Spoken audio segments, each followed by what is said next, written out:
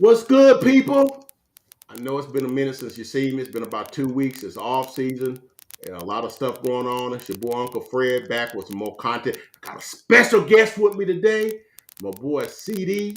Gonna come give us bless us with his analysis, his draft analysis, his college football expertise. Learned a lot. Sometimes younger people can teach old folks some stuff. So yeah, I got him. We're gonna talk about this draft. We're gonna talk about this Mel Kiper 2023 mock draft. We're gonna pick it apart. Tell us what some things I thought he did well, and some things I thought we think that maybe he should do better. We that he should have picked better or whatever. But whatever we know. But we're gonna talk about that, man. And this draft is a special thing for us football fans. Lets us know that the season still goes on, and then of course it just sets the stage for the next season and what have you. So just sit back, relax, and just chill with us for about 45 minutes or so. And we're gonna give you our draft analysis of this 2023 draft, and we'll be back in just a second, man. Y'all sit tight.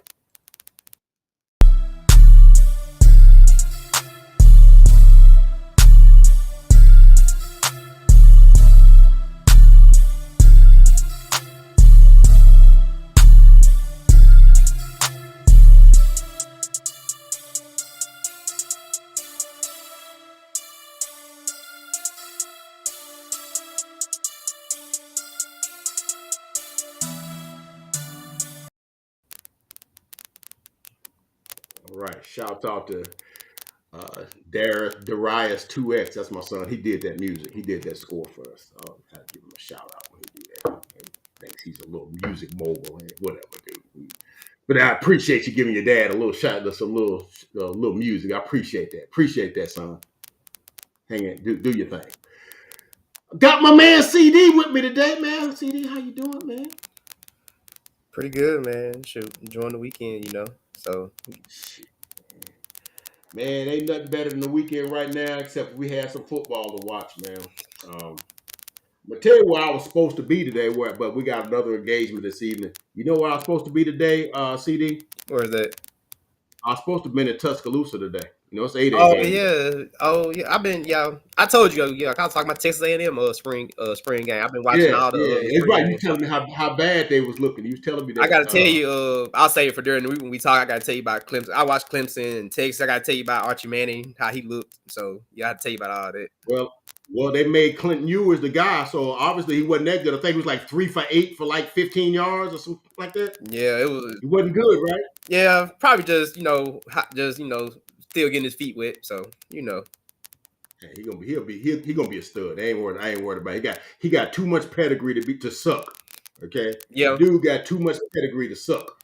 yeah. So we'll see how that go, man. But yeah, so got the 2023. I mean, I've been inundated with mock drafts. Everybody got one. Mel Kiper got one. That's one we're gonna talk about today. Mel Kiper got one.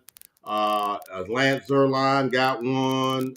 Bucky Brooks got one. Daniel Jeremiah got one. Dane Brugler got one. They all got one. Peter Schrager on the NFL Network got one. Everybody got a mock draft, right? Hmm. And it's always interesting and exciting just to kind of pre think what a team should draft based on who's available and maybe what that team needs, or that sort of thing. So it's always interesting to be able to kind of think ahead, and then kind of when the draft comes, you kind of see how you measured up against what they uh, what actually happened. Prefixing the draft is almost akin to doing a NCAA bracket. It's almost the same thing. Everybody does one. They don't even know college basketball, but they do a bracket, right? Hmm. So the NFL draft is the same way. They have marketed that thing. The NFL does a good job at marketing this thing, and it's the best thing. It's the best draft that's out there, and it's a business all to itself. Some people, that's all they do is the draft, and they make a year long business out of doing just this. So it is what it is. So um, not spending too much time, CD. Let's open up this draft here and see what we're talking about here. And I'm gonna see. I got them in three different sections here. Let's make sure I see what I'm seeing. All right, let's go. Let's open this one up here. All right, so we're gonna open this up, and let me. And this is a Mel Kiper's draft, mock draft 2023. Now he did several editions. Yeah, let me make that a little bigger.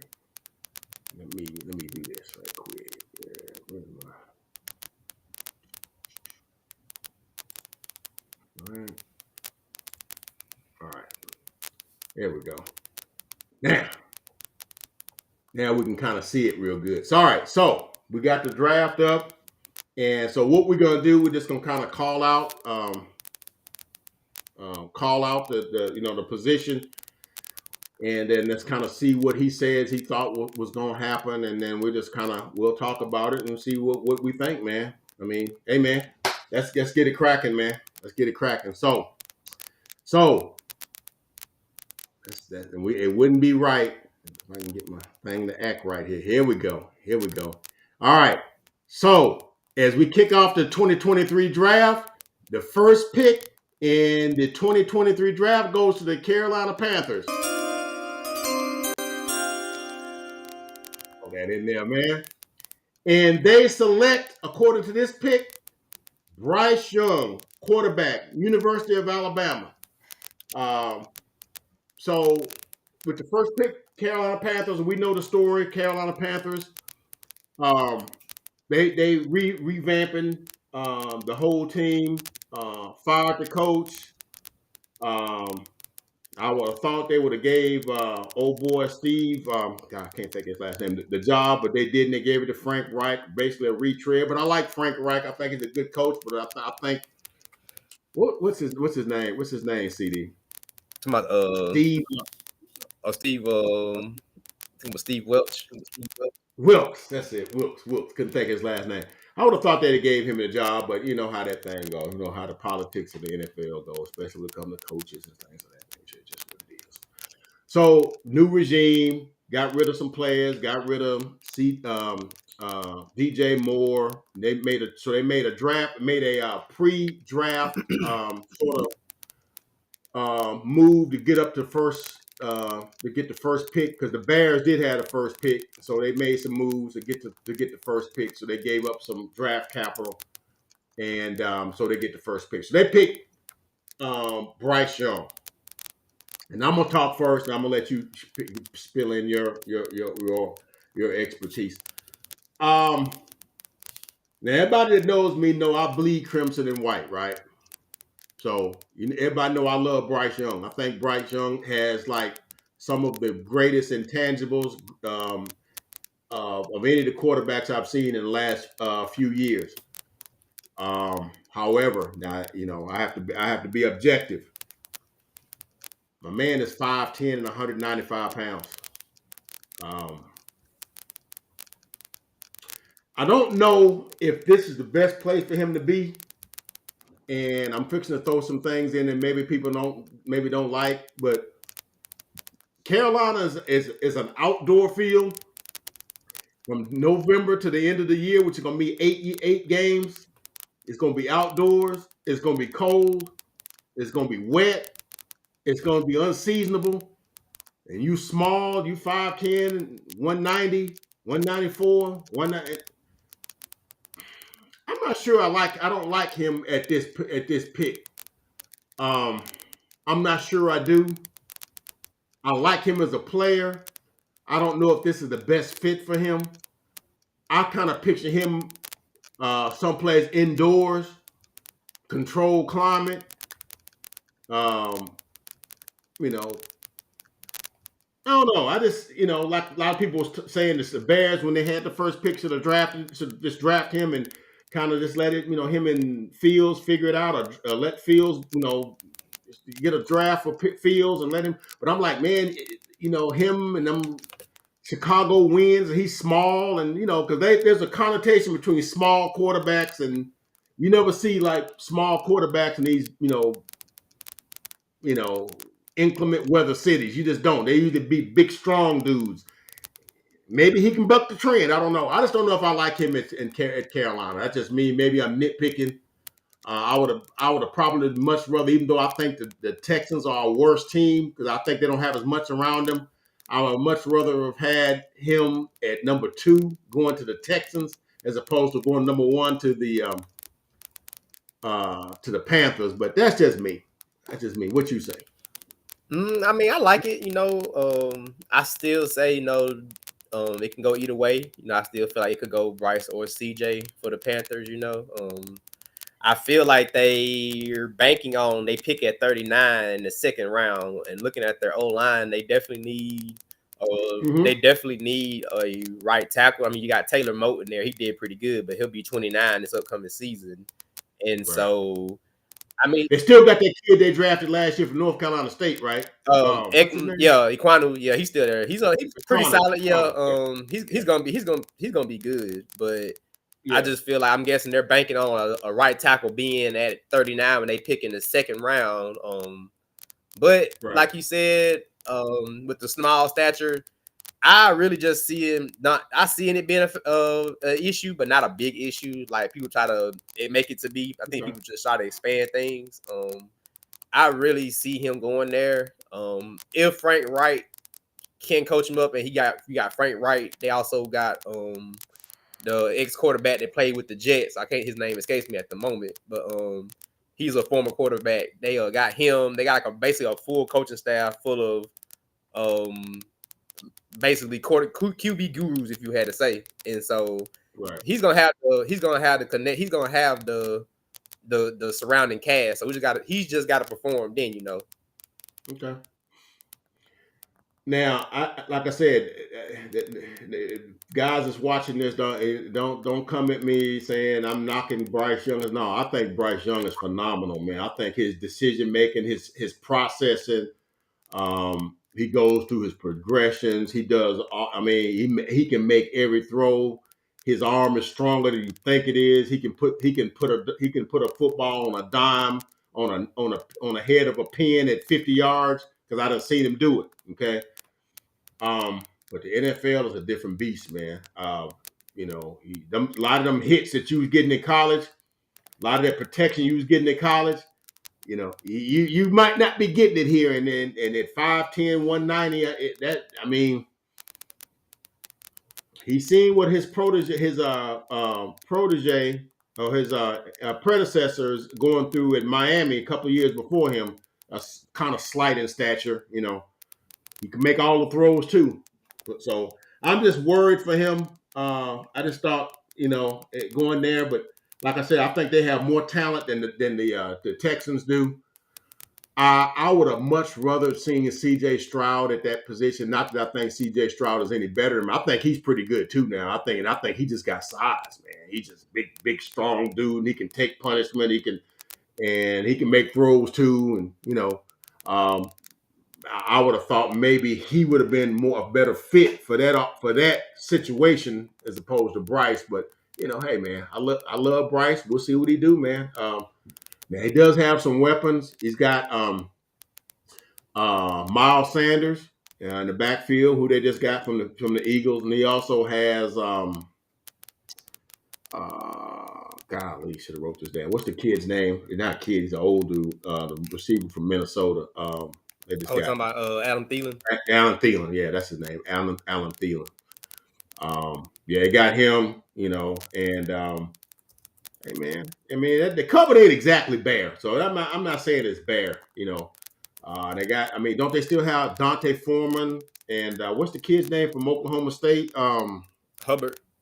Yeah, Chuba Hubbard. Yeah, that's Chuba his name. Hubbard. Yep. So I mean, they got some players. So I mean, it's not like they're going to an expansion team. So I mean, I may be crying, to and he may do well here. So we'll see. But I have no limit to what Bryce can do. I just don't know if that's the best situation. But we'll see, man. We'll see.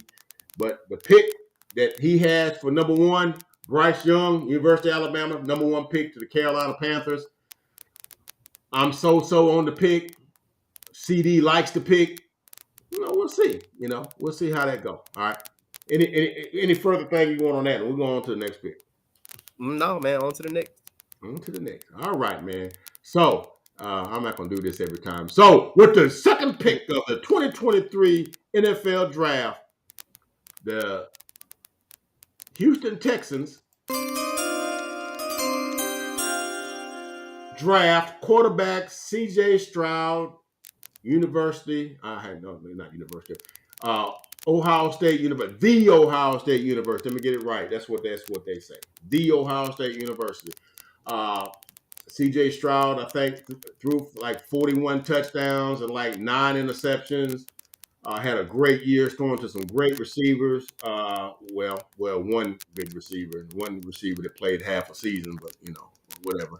But Marvin Harrison Jr. and Jackson Smith and Jigba, and he put up some monster numbers. Big strong arm quarterback and make all the throws. We found out in the national championship semifinal that he actually could move. I think that was something maybe they could have utilized more during the regular season because a lot of people didn't know he had wheels. And sometimes it's with quarterbacks, and I'm gonna tell you this, and I'm gonna let you go ahead with this, CD. Sometimes these quarterbacks, I had this problem with Bryce when his first year starting at Alabama. I would think it was a lot of times he could have took off running, and he wouldn't. And many times 3rd and 5, he could take off and get the first down. But no, I'm gonna sit back here and try to make this dart between two defensive backs, and it'd be incomplete, and you're walking off the field, and you could have kept the drive going. And I think it's sort of a mindset that quarterbacks like, no, I don't want to be known as a runner or to be athletic. I want to be known as a thrower. I can throw the football. I'm a thrower, and so a lot of times, the quarterback wants to be. There's runs that can be made to keep the chains moving, but remember they don't want to take that lick either, maybe. But I've seen a lot of times because me and some other people when Bryce first started his first year in 2021.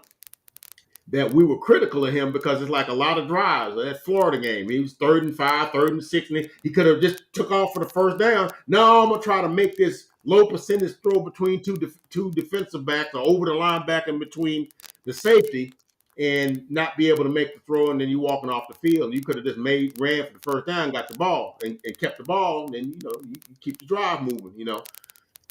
And I think maybe CJ Stroud maybe did some of that too. And didn't run much. Just like, hey, I'm gonna make the throws. But when it got to it in the championship semifinal, he had to run, to keep the drive going, and he did that. He made some nice runs, and people were like, hey, I didn't know he had wheels. So I'm not mad at the pick. I think the Texans. Now, here's what I'm hearing, CD. I've been hearing that they may not even take this pick. Now, because a lot of people were critical because they actually won their last game that they really wasn't supposed to win. They pulled victory out of the jaws of defeat, and really there wasn't no benefit to winning because you could have got the first pick, but they let the Bears get the first pick because they lost 10 straight. And so Lovie Smith kind of stuck it to him by winning that game. So that means and I didn't think it was meant that much, but that means you don't get your pick because you get to pick what's left over between if you wanted Bryce Young, you don't necessarily get to get him because, and you're thinking the Bears is going, well, they don't need a quarterback, but you forget that a team can move up and get that first pick, which that's what they did. So now you're like, dang, we might have to settle for C.J. Stroud. We wanted Bryce Young, but I'm hearing that because they don't know if any of these guys are really situational changers, that they may trade out of this pick. And I've been hearing that they've been in talks with the 49ers because 49ers have kind of put it out there. They're taking calls for Trey Lance. I've been hearing that, and D'Amico Ryans was the defensive coordinator there, and I think he pulled one of the offensive guys onto the team. So, there's something to be said that maybe they say, hey, man, we'd rather, just trade out of this pick, trade down to like maybe 10, 12 or whatever, 13, 18 or whatever, and with the 49ers and just, and get that guy and let the, 49ers get a pick and understanding that they know who Trey Lance is, and they rather than working with a guy you don't know. I don't know. It's just something I heard, and I was like, wow, that is interesting. There's always trade rumors and stuff before the draft, so I don't know. And they may just take the pick. CJ Stroud's a nice guy to have, man. So, but I think the Houston Texans got a lot of holes, man. And if you don't know if getting him fixes it all, because I think they got to pick it 12-2. So what's your take, man? Um, I mean, yeah, I heard that recently. Can you hear me? Mic sound Yeah, good? yeah, I you good. Okay. Yeah, I seen that recently too about them potentially, not taking a QB. I guess if you had your heart set on Bryce Young, then of course, Right. you'll be disappointed. And then I also, along with that, I heard that D'Amico, they got job security, so I feel like that they might would just give Davis Mills the keys and see what happens. Maybe take Jalen Carter right here, and then just build up that defense, and then with the 12th pick, take a receiver. And so I could see them not taking a quarterback and then just seeing what Davis Mills can do again. And then, next year you trade, or if you trade out that pick and you're gonna get a good haul for it. Now you can use those Oh yeah. draft picks. Oh Yeah, yeah. you can use those draft picks towards next year because now you can have your pick of Caleb Williams or Drake May or Bo Nixon. So it would just be interesting to see what they decide to do. But Right. I wouldn't be shocked if they traded out of that pick. Like I wouldn't be shocked if either um the Raiders came up or shoot, as far as maybe Buccaneers. I mean, do you really think they're gonna ride Baker Mayfield? You think so? I could see them trading out the pick. I could see them going best player available, but it does seem like they would be selling on Stroud if they took him. Yeah. And like I said, now I think they got a lot of. I think they got a lot of holes. I think they got a good left tackle, and God, what's his name? Ole Miss. What is his name? He just signed the biggest contract ever for a left tackle. I was talking about Laramie. Yeah, Larry Tansel in the Tunstall. Yeah. Yeah, and they got so your left side, your blind side is protected. I think they got a nice running back in Pierce. I think they got good. I mean, I don't know. We'll see what John Mechie is able to do coming back from the leukemia that he has. We'll see what kind of Don't it's forget they almost like signed Devin Singletary from Buffalo this Evan offseason. Singletary from the Bills. Mm-hmm. They picked up Dalton Schultz from the Cowboys. The guy, he's a good tight end. He's not garbage. Yeah, that's why I said the front office sat down with D'Amico. I can see them saying like, "Hey, we're gonna ride with Davis Mills. We may trade out of this pick if we don't like Jalen Right, or Will Anderson, right, and we just gonna prepare for next year. We're gonna prepare to right, go for the first round, go for the first pick in next year's draft." right, right. And that might be what they do, man. They got options, is the point we're trying to make it. They got some options, man, and see, they also got two first round picks, so they got to do. They not, they got two first round picks. Like I said, I've talked about Davis Mills. We kind of like him. Now, sometimes we've seen him like, dude, why you do that stuff? But we do know that the offense that Stanford runs, where he came from, is really pro friendly, which means that a lot of the verbiage and the formations and stuff that they use, that David Shaw used at Stanford, translates to the NFL. The learning curve is not as steep. A lot of these offenses that got quarterbacks are used sometimes in college, sometimes are like one read or two read offenses that doesn't have that they have at the next level. Mm-hmm. So, but he played in an offense where it's just a matter of whether how good, if he's good enough or not. But he's seen the stuff that they do, that they run at the pro level, because they run pro offenses at Stanford. So maybe Yeah, they just want to give he him won another some shot. games. So I mean, Yeah. get some weapons around him. Sure, up the offensive line, then Right. you never know. You might not You never need know. that first round pick next year. Right. Right. Right. You never know, man. You never know what might happen with them. But I'm pulling for D'Amico Ryans to see what he can do, man. You know, got a couple pieces on defense too. They got the Stingley kid, from LSU last year.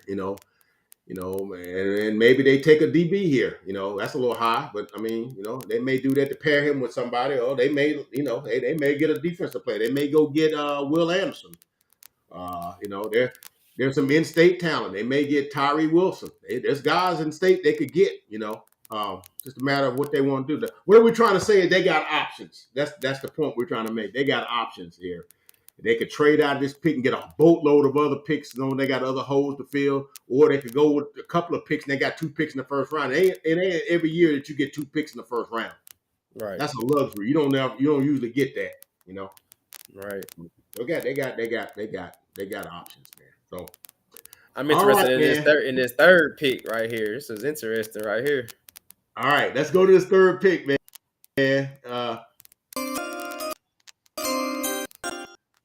Maybe I won't do that no more, man. I just, a kid with a toy, they play with it too much. Okay. I feel you. With the number 3 pick, there's been a trade, according to Mel Kiper. The Arizona Cardinals have traded out of the number 3 pick with the Tennessee Titans. So the Tennessee Titans, with the number 3 pick, have decided to pick quarterback Anthony Richardson from the University of Florida. Now, here's my feel on Anthony Richardson. Like, and I want CD to jump in here real quick on this, because he's really better with film and stuff than I am. He knows college a lot better than me. So, but here's the thing. A lot of times when you get drafted, it's sort of like it's about positioning, right? You're positioning yourself to get drafted, right? So there's a couple of ways this goes that teams take this intel. First of all, they got film. If you played a college season, you played 12 to 15 games, and they got 12 to 15 games of that season of game film in all various situations. They seen what you did on 3rd and 5, on the blitz. They seen what you did on 3rd and 20, and this sort of thing. They see all this kind of stuff. They seen when there was a free blitzer and if you turned the ball over. They see all those scenarios, right? They seen whether you could change the play based on what the formation and what the defense was showing. They see all those scenarios, right? And then when you go to the combine and the pro days, they see production, the sort of like the makeup, if you will. You're putting the rouge and the stuff on. So what happens at the combine and the pro days? Basically, they work on drills. They work on throws. They make throws against no defense. They do bench presses. They do shuttle stuff. They do 40 times. They do a bunch of little things that shows various levels of athleticism, right? And what you're supposed to do as an NFL executive, you're supposed to marry the two things together. You're supposed to marry the 15, 16 games of game film with the combine footage that you saw. And supposedly when you put those together, you get a finished product of what that player is, whatever. So with Anthony Richardson, you sort of got, you saw some stuff when he was at Florida. You saw some athleticism. You saw him break down after the play breaks down and he runs for 40 yards. You could see him make a throw on a rope 40 yards down the field. You could see stuff like that. But then you see him sometimes on checkdowns, the ball will go in the dirt. And you see sometimes guys be open over the middle, man. They'd be sailed high, they get picked. The routine throws, the screen passes out of the backfield and the timing would be off. You saw that. So a lot of times his footwork would be off. And sometimes with quarterbacks and the mechanics have to be, good in order for the throws to be on target and on time and stuff like that. So you didn't see that, but then you saw him at the combine at 6'4" and 244 pounds, run a 4.40. You ain't supposed to be able to do that at that size, right? You saw him throw a pass at his pro day. It hit the ceiling at the facility. Okay, and then as he's running down the field, he doing somersaults. The dude's almost 250. He ain't gonna be able to do that. All right. So what you have to do as an NFL executive is not to be wowed by the makeup and the weave, so to speak. You got to look at the other stuff too. You got to marry the two things together. So Colin Cowherd said something. He said, "Oh, that's impressive." He said, "Okay, that's just like a guy. Yeah, okay. I want a guy that can process my information. I don't care if he can juggle 5 plates. You know." So I was okay, all right, Cal. I think that's a little harsh, but he is a raw, but he is a phenomenal athlete, man. And he's like a blank canvas, man, in the right hands, in the right situations. A guy and a team that knows what they're doing, a team that don't try to give him too much and try to emphasize, maybe build an offense around the things he does well. Man, you might could have something with him. Now at Tennessee, I don't know if you got that though. I don't. You gonna have Derrick Henry for maybe a year, maybe. No, they trying to shop him. They need offensive line help. They need wide receivers. All they got is Traylon Burks, and he couldn't stay healthy his rookie season. They did sign Joseph Joseph Simmons. They signed him. I mean, he's a stud on defense. I don't know, man. I don't know if this helps him. I don't know if this is a good situation. There are other situations I think would be more beneficial than Anthony Richardson. I fear that Anthony Richardson would end up in the wrong situation that does not put him in the proper situation where he can better utilize his talent. That's just my opinion. What you got, man? Jump in here, man. As I'm up here, scuffling around, man. Jump in here, man. I know you got some stuff to say, man. Jump in here. Well, for one, I don't even see the Titans trading up this far to go get Anthony Richardson. Right. Two, What you got? during the When you got season, Malik Willis, you got Malik right, Willis. Yeah. Okay. right. Like even though he played terrible, his game's shown. You gotta give him another, give him another off season, let him learn the system some more. And so Right. but during the Right. college season though, you heard C.J. Stroud, Bryce Young, Will Levis, Hendon Hooker, Tanner Morgan, Sean Clifford, Stetson Bennett, Max Duggan. You heard all these other quarterbacks. Well, they didn't know who was going to be announced going to draft, but the quarterback they expected. And you didn't hear Anthony Richardson. Anthony Richardson is expected to go back. People thought, okay, he good, he got the potential, but he need another year. So him coming out, people thinking, okay, this guy third, fourth round, fifth round if at worst case scenario. Like you said, you go off of your Right. body of work through the fall. And so right after the combine, next thing you know, people are enamored with the speed and the power. And the first thing people say, Cam Newton. And I can see Right. why. But to say I'm not gonna be shocked if he go top 5, but he's definitely have to sit. Don't expect to put him out there week 1 and think everything gonna be glitter and rainbow because it's not.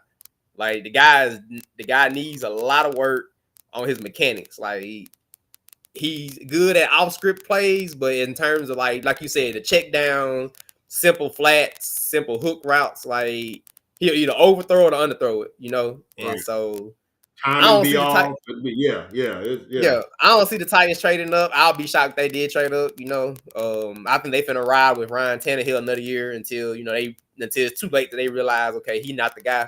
So yeah, but Anthony Richardson to the Titans at 3, I couldn't see it. But anything's possible when draft night comes. Right. Right. Yeah, I guess I should have attacked that at the beginning. How the likelihood that would happen, that they would trade that pick, because we know that the Arizona Cardinals are supposed to have that pick, and I know they got some turmoil going on. They got players leaving. It's a lot going on with that franchise. There's a lot right now. All right, new coaching staff. They're trying to shop Buda Baker. They're trying to. They've already gotten rid of Pat Peterson. No, Pat Peterson with them. He was with them year before last, a couple years before that. They got rid of somebody got rid of it'll come to me in a minute. But they basically cleaning house. Basically, they reshuffling, and maybe they think that we need more than one player. We need a bunch of because when you trade back, you get a bunch of draft capital. And so maybe they want to start over. And a lot of times, man, when a new coach comes in, man, he want his own dude, man. But that's kind of messed up because you just paid Collar. You paid him a lot of money. Right. You just paid him a ton of money, man. And I don't know, man. I don't know. I just know right now that's an organization that right now is going through a lot. Trying to trade DeAndre Hopkins. That's what I was thinking of. Yeah, DeAndre Hopkins is trying to, they want to get out from under his $27 million, $19 to $27 million contract or whatever. They're trying to get out from under that. So it's a lot that they're doing. So would they be under enough turmoil whether they feel like they could move out of the number 3 spot and trade it to the Titans, and then with the Titans give up the draft capital to move up 15 spots? Man, there used to be a system. I think they used to say Jimmy Johnson came up with it where they give you points for a certain draft position. To move up like 15 spots, man, it's a lot of draft capital you're supposed to have to give up to give from 15 to 18 to 3.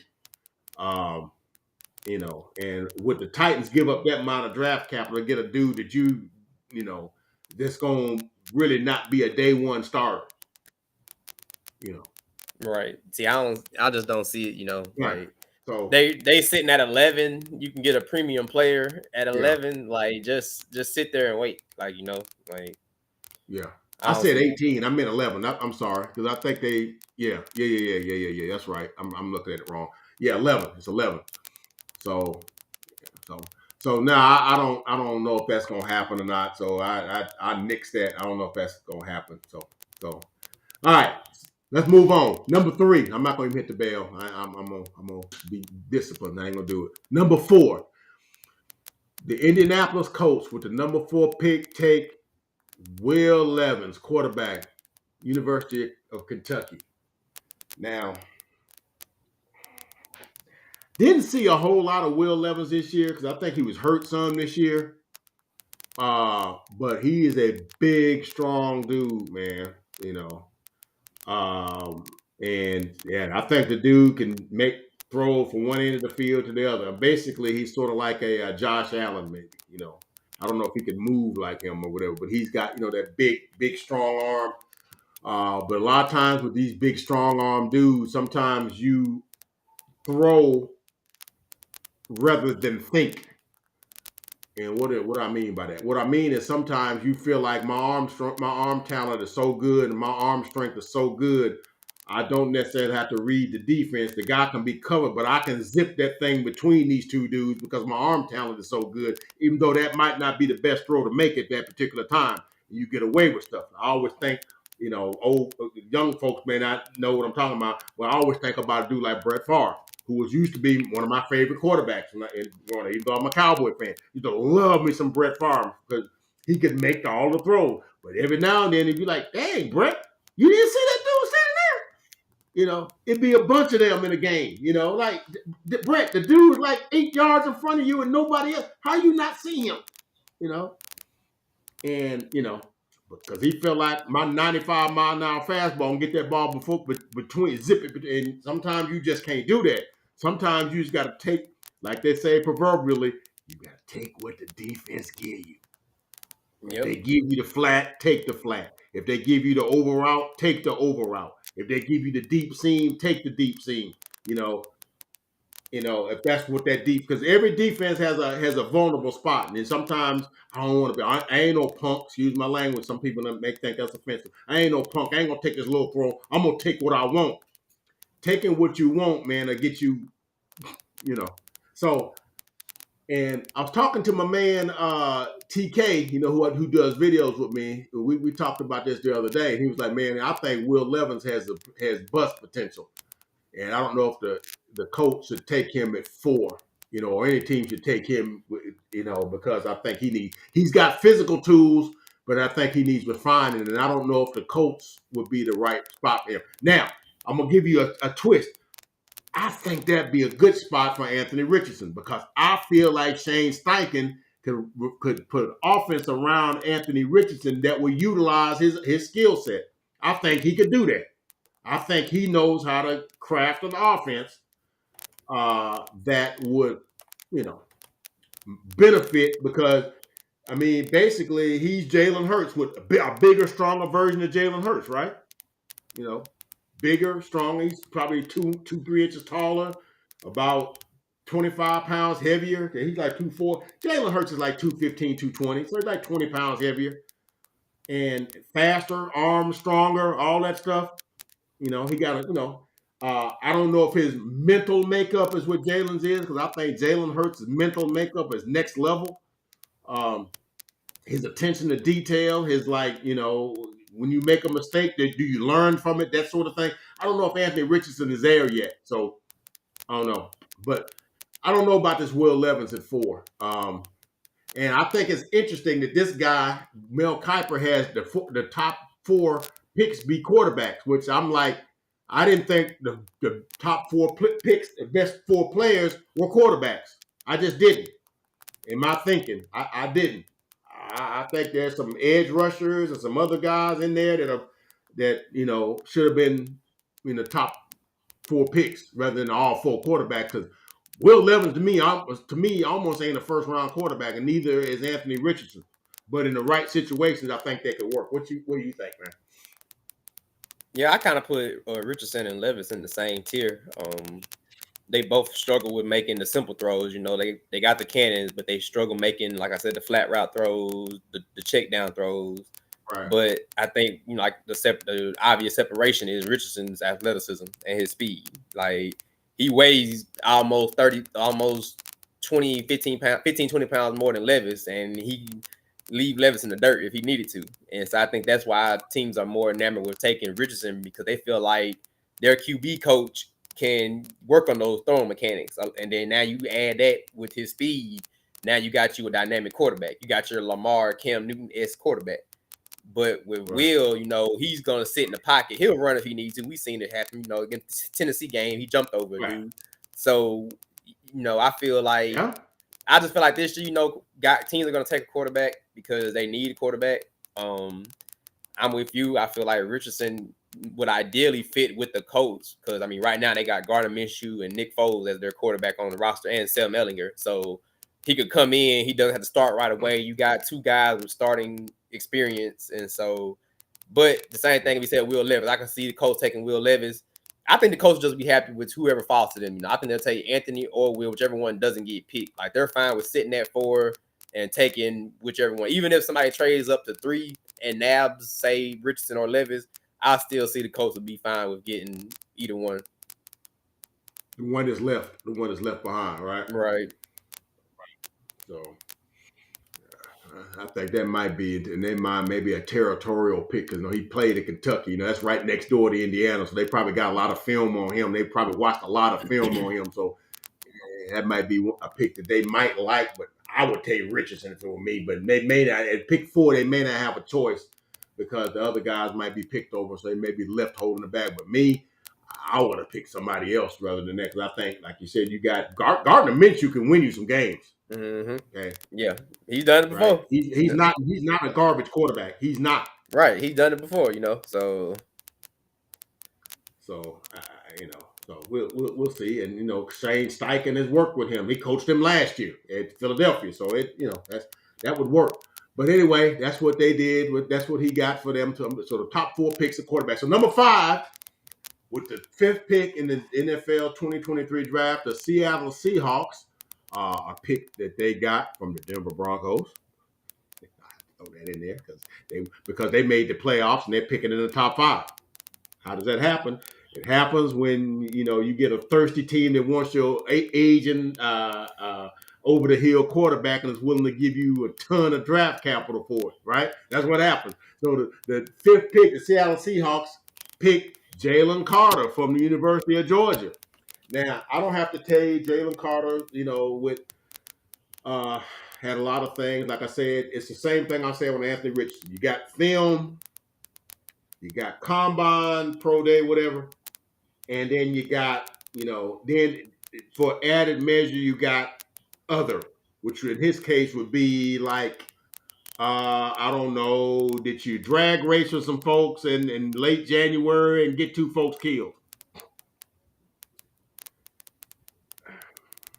I don't know, man. I mean, I just see, like I said, you got the off the field stuff. When it came out that he had gained 9 pounds, I just went ahead and I already knew that was that stress weight because he didn't know which direction his life was finna go. He didn't know if he was finna go to jail or Right. gonna be able to continue to go through the whole process of being an NFL player. And so I tested that to, that was just stress weight. Dude probably was just eating, trying to calm down. His people trying to get him to like relax. So I kind of felt like all those events taking place, him having to lead the combine to go back to, talk, and then, his pro day being like a week or two later, and then he not Right. finishing drills. The Seahawks would be a good spot for him. The Seahawks or the Lions, I could see like them because you got Dan Campbell and you got Pete Carroll. Pete Carroll's a player's coach. Dan Campbell, obviously, we know is a player coach. Like you hear that term thrown around a lot, a player's coach, and so I could see him going to the Seahawks, and then along like I said, you got Bobby there now. You got Jamal there. You got Geno Smith. He's there. So I feel like he'll be around a bunch of good group of guys that's gonna help him. And then that defense is young, man. You got Tariq Woolen, you got Kobe Bryant, Jordan Right. Brooks. Like Right. that defense is young. Now you add in a stout interior D lineman, and it's like, dude, Carolina. I mean, the Seahawks might mess around and win the division. Like. Right. And so that's how I look at it because right now, and it would make sense because you look at it right now, their interior, Jaron Reed, yeah, he's good. Brian Moon, he's good. But it's like, okay, Jalen Carter could make your D line above and beyond, top 5 D line. So that would be a Right. good spot, number 5. So yeah, I can see that happen. Right. Um, yeah, Jalen Carter is a monster, man. That dude is a monster. And so I know a lot of people are look, I'm gonna tell you why this thing took on the legs it took on. I think a lot of people look at what happened last year or year before last with Henry Ruggs. Okay, they look at that. I know it's a different situation, but you frolicking around, speed, woman gets killed, woman burns to death, fooling around. Accident here. It's just the fact that some people was drag racing. Come on, man. All of us. I'm in my 50s, right? But I guarantee you, in my 20s, I done got out on the road and me and some boys is clowning. I done that before, right? You do sometimes you do stuff like that in your 20s. You do it. Is he even 20? What is he? 20, 21? What is he? Oh, Jalen. Yeah, Oh, Jalen 21, is at the start of the 2023 season. Jalen will be what? 20, maybe 21, maybe. 22 at the start of the season. My son's 22. I got. Yeah. Nah, I ain't gonna put his business out there. I was like, man, I gotta make him make his bed up. But okay, I'm saying kids at 22, dude, you do some stuff, and it wasn't like he shot some folks. Wasn't like he held up somebody. They were fooling around on the road. And they driving, and the other car had an accident. And he made some bad judgment by going and hiding and coming back and say, "Hey man, I just showed up here. What happened?" Like, yeah, okay. I mean, but hey, I got a lot to lose too. So, and then some of the people, friends of his, died. That Whitlock died. I think his name was it that Whitlock. Yeah, he died. And then of course the coordinator of The scouting uh, department. scouting department, she died too. That's a lot, man. And like you said, man, that's a lot to overcome, man. Like, dang, I was kind of, there when some folks would died, and then people react to stuff differently. So yeah, when you look at, that's why I say the same way you look at the combine and not make it the end all be all. You got 16 games of game field. You got 16 opportunities to show whether you're good or not. Mm-hmm. You had a life altering situation happen right here, and then how he reacted to that. You know, he was never out of shape. None of these other 15, 16, 17 games they played. Right. You know, You know, he just so what changed? What was the difference? The difference is this particular thing happened. Remember, we didn't know he was involved in that for like a month. You know, yeah. that thing was covered up, and then finally they found out, oh, wait a minute, he was involved in that. You know, because we didn't even know. I was like, hey man, there's some sinister stuff going on with Georgia, man. The folks is mysteriously died on the road. Oh, they was drag racing. Oh, Jalen Carter was involved. What? How did we didn't find out about it? He was involved in it until like I don't know February, March. Yeah. Yeah, that's why I say I don't see him falling out of the top 10. Like, and the Seahawks over the Lions would be a good spot for him to go to. Right. And a lot of people like, man, we wouldn't touch him with a 10-foot pole. I think that's a lot of, whatever. I like, okay, y'all keep on, let him drop. Let him drop on down to 26. Let him drop. We'll take him. He ain't gonna drop that far. I know he ain't gonna drop because I know he wouldn't even get below 10. I know that. Oh yeah. He Eagles would wouldn't get love to below pair 10. him with Jordan Davis. Yeah. Yeah. So yeah, I'm like, nah, it ain't gonna happen. So yeah, I think that's a good pick for him because I think when you put him on that defense, that means you got excellent. I always think is good. That's just one of my way of looking at stuff. If you got like a playmaker at all three levels of your defense, so now at the defensive line you got Jalen Carter, at the linebacker you got Bobby Wagner, and in the secondary you got Jamal Adams. You got Yeah. playmakers at three levels of the defense, right? Right. So and Pete Carroll's a defensive coach, and their defense had not been good. They try to rebuild, like I said, Kobe Bryant was. Everybody was talking about Sauce Gardner. Kobe Bryant on the other side on the Cincinnati defense and on the Bearcats was pretty daggum good too. Yeah, he was more underrated because Yeah, people were trying to want him. I mean, he came from UTSA, and all right, he had was that 40 time to his name. But it was like right, the dude got long arms, bro. Like you right, don't want to keep throwing to that guy. You don't right, want Richard Sherman 2.0 basically for them. right. And Basically, so that's trust me, they got him for another 3 years, and he gonna be probably the highest paid cornerback. maybe it's possible. So so man, yeah. Pete Carroll knows what to do with the defense, and Oh yeah. so we'll see what happens. That's a good place for him. We like that place. All right, so You number want to four. run through these next picks? Now let's go to let's go woo through these next picks. So next pick, number 6, the Lions, the Detroit Lions, number 6 pick, Will Anderson from the University of Alabama, edge rusher. I'm gonna let you jump in on this one. I can see it. I mean, you won't. I mean, he literally plays. I mean, their scheme, he would probably play the same position as Aiden Hutchinson.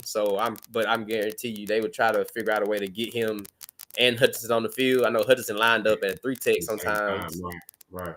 Yeah, Hutchinson lined up at 3 tech on passing downs. But I mean, it would kind of be like that's more of a luxury pick for them because you got Aiden, you got the kid from Jackson State that balled out that surprised a lot of people.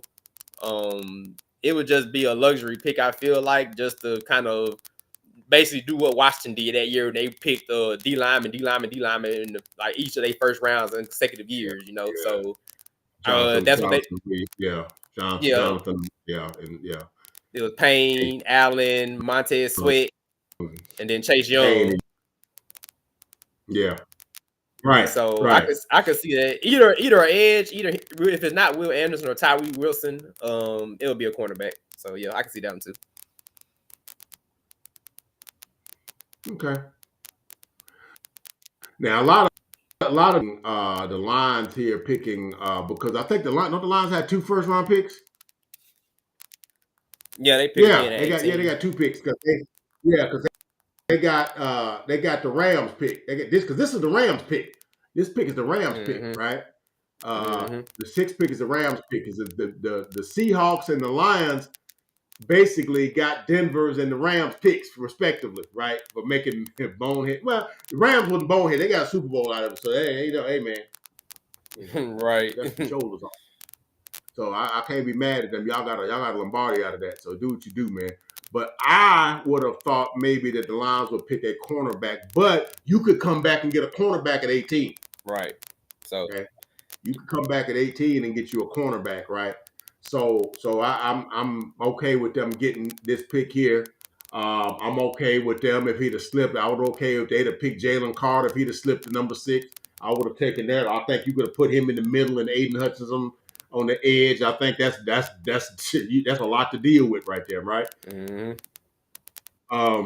I think you could have went there, or you could have went defensive back. A lot of draft boards had Christian Gonzalez going there because they had traded away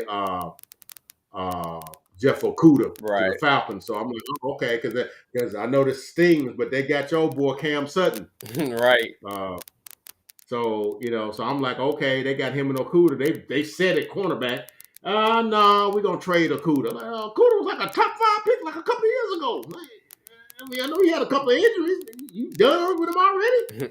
So we'll see, man. It's a tough business, man. So all right, man. So we kind of okay. Now, some people I've listened to, man. I'm an Alabama guy, but a lot of people say, "Man, I don't even think Will Anderson's the best edge in the draft this year." And a lot of people was talking about, people that watch film talk about it's a difference in production and traits. Will Anderson has the production because he made a lot of sacks his sophomore year and didn't do so much his last year. I think he pressed a lot last year.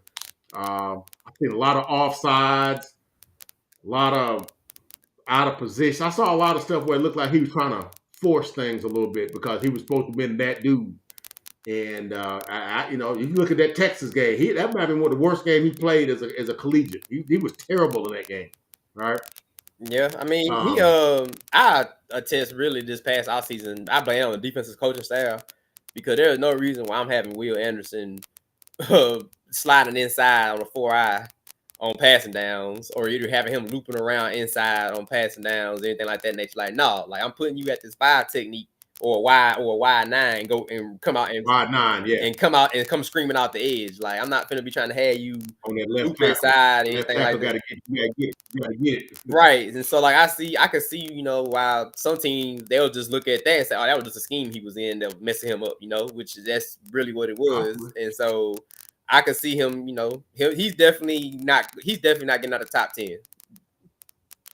I see what you're saying.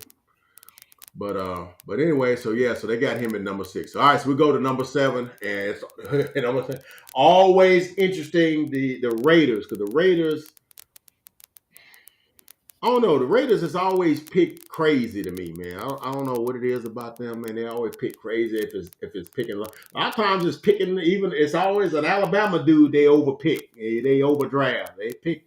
Alex Leatherwood, he wasn't supposed to be in the first round pick. They picked in the first round about 2-3 years ago. It's almost out the league right now.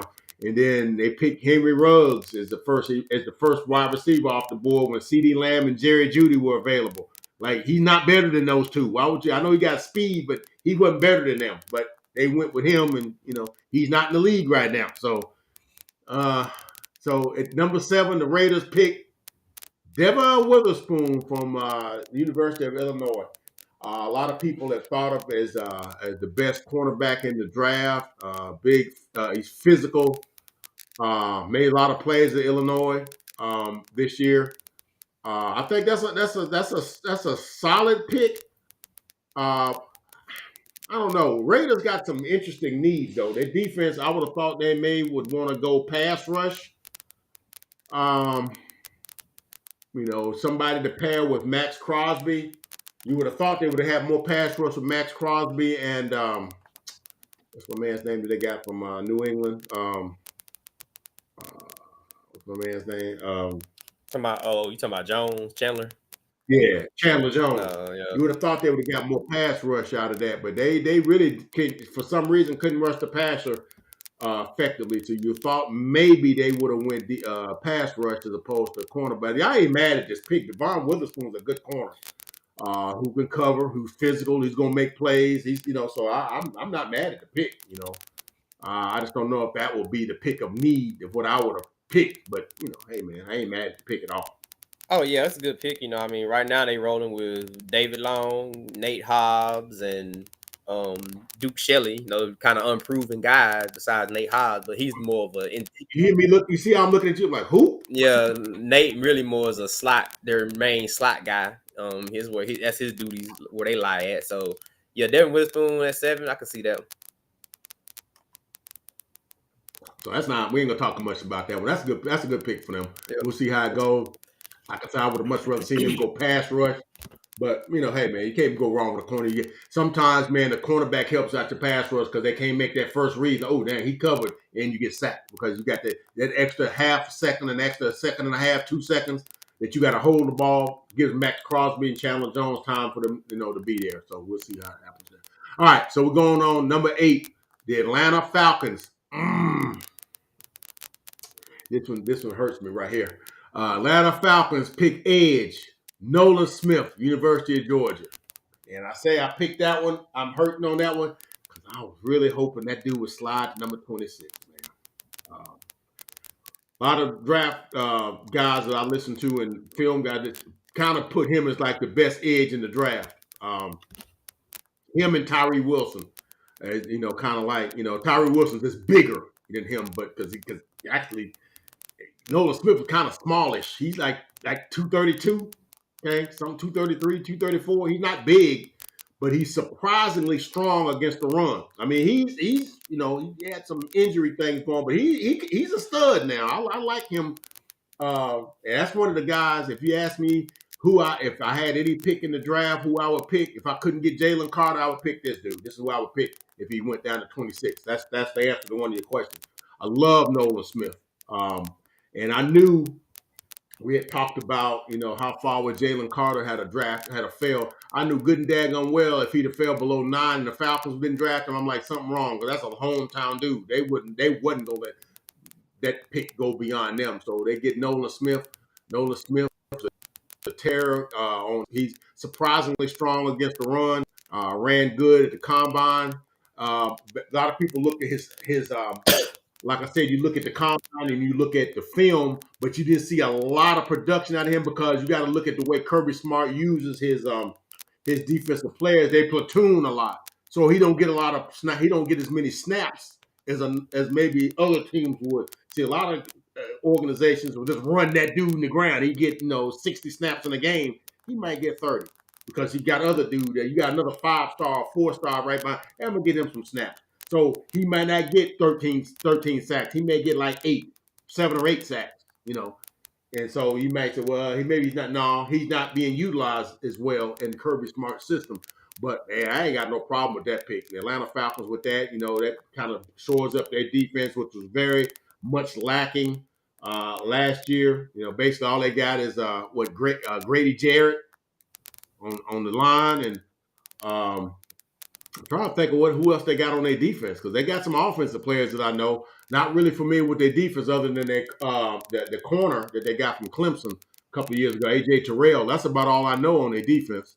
They got Clay. They just got Calais Campbell, Calais Campbell. They just picked him up. Correct. Bud Dupree, and Jesse Bates, and of course Okuda and Mike Hughes. The secondary pretty decent. That's why I can see them going to cornerback as well. But at the same time, I can also see them going for the hometown kids. So yeah, that's a good one. Right. But Bud Dupree, y'all's old boy. Yeah, I heard y'all might was talking about getting him back. I had heard that. But he went to Atlanta, and I forgot about Calais Campbell and of course Jeff Okuda. So Atlanta Falcons defense was not good last year. So it's good they're trying to shore that defense up. And I ain't got no issues with Nolan Smith. I'm just mad that he went this high and 26. Whatever, man. Yeah. Nolan Smith at number 8. That's fine, man. That's a good pick for the Falcons. That's a very good pick for the Falcons, in my opinion. Okay. And all right, so we go to number 9. The Chicago Bears, with their 9th pick Darnell Wright, offensive tackle, University of Tennessee. I think he played right tackle for Tennessee.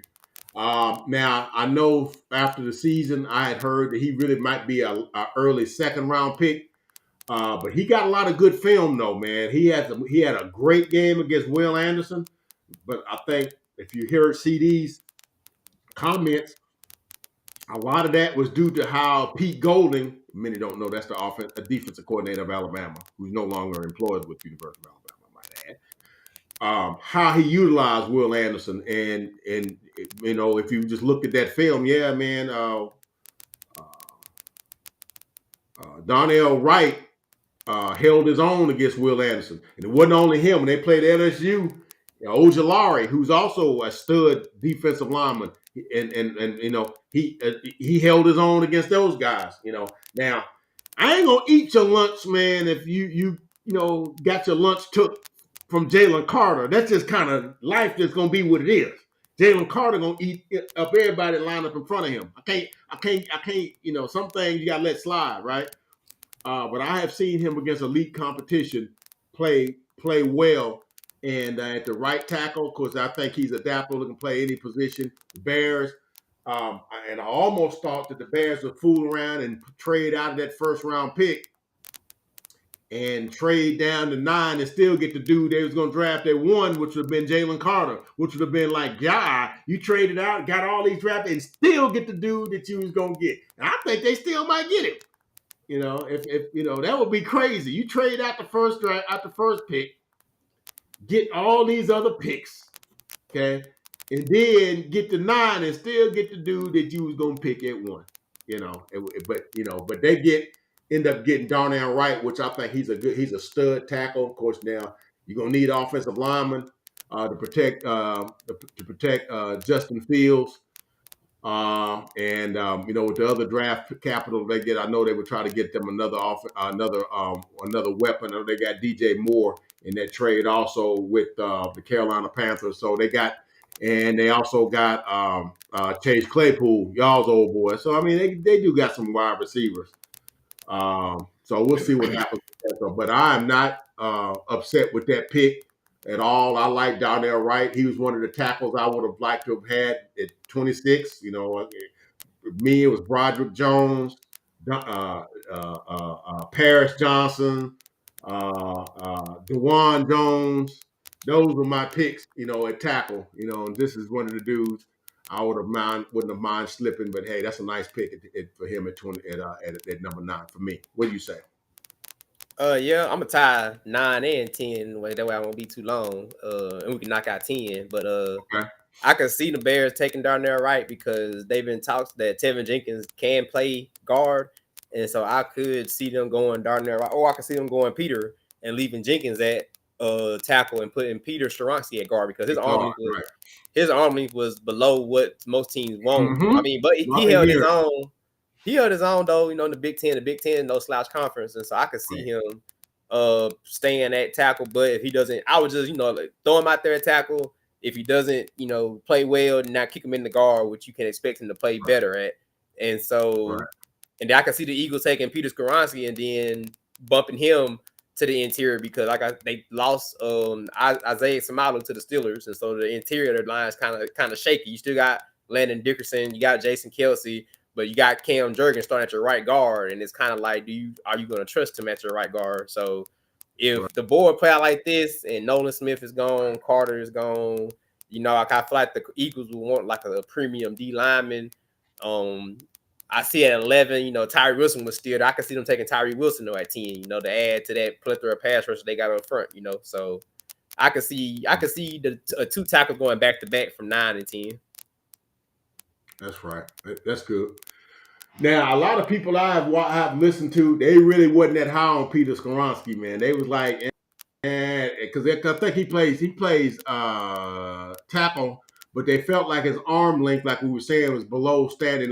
They felt like the longer arm and the bendier pass rushers, he would be a lot in a phone booth at the guard position. He might be better suited, but they didn't think he was powerful enough to play in there because you want your guards to be powerful because you kind of.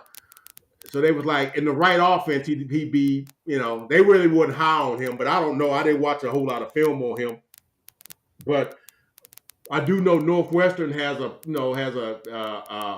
reputation for putting out decent offense because, like I said, Rashawn Slater came from there, So how bad could he be? Sometimes you can overcome some of your physical limitations and stuff. So obviously he was able to do well enough, to grade out as well as he did. So so that hey, if they got him to replace the guy that you guys got from them, that would be a good pick. So You want that is what it is. to? Let's jump on down. Oh, go ahead, man. I was gonna say Go, now. go, I go. was gonna say you can just list out the next 11 through 15, and then Yeah, that's what I'm fixing to do, man. pick Now one. I'm gonna Pick one talk that you about Tyree Wilson, that you want. man. Let me hit Tyree Wilson for a minute, man. Tyree Wilson is an interesting pick, man, because a lot of guys I listen to was like, man, that's the best. They think he like the best edge because he got size that you kind of like. You can't like. It's like kind of like, I know it's two different positions, but sometimes with size they're so big with it that you can't really. It's hard to really. It's sort of like he got size. His size is almost comparable to like Darnell Washington as a tight end. He's 6'7". This dude's 6'7" and like what, 250, 260? 270. 270. That's huge. That's huge. So as opposed to Will Anderson is like 235. Mm-hmm. Nolan Smith, 232. He got them by 4-5 inches taller than them and like 40 pounds heavier than them. Yeah, I think people. Big dude. He's bendy. Yeah. Got that Gumby. They call that Gumby, where he can bend that edge and still keep his balance and come around that edge and Yeah. attack the quarterback. But I like him. He at Texas Tech. I think he started out at Texas A&M and COVID got that transfer portal went to Texas Tech. But yeah, that's a good pick, man.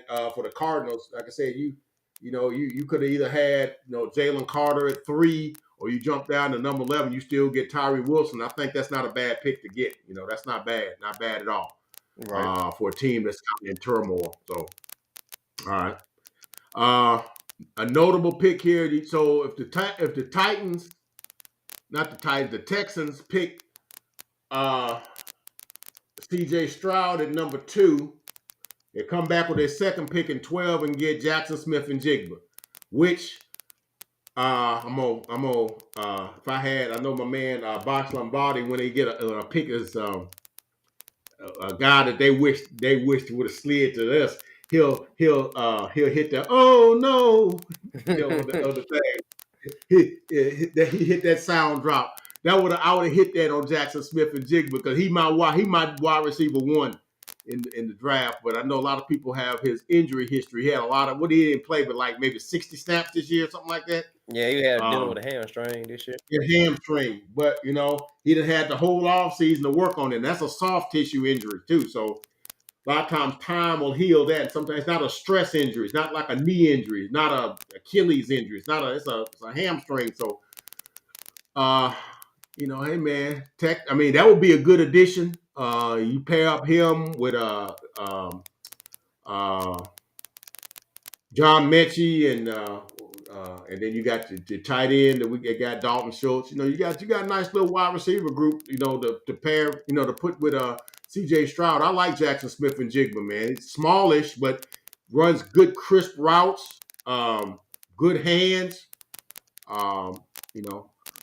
I think he dropped a couple, but I think he got good hands, and he's gonna kill some second, third, and fourth receivers from that slot position. So I like he's my wide receiver 1 in this draft. Now they had to. I'm gonna tell you, they probably if they take this pick, they had to how sometimes teams have to fight themselves from taking the hometown dude. They may would want to have taken TCU's Quentin Johnson.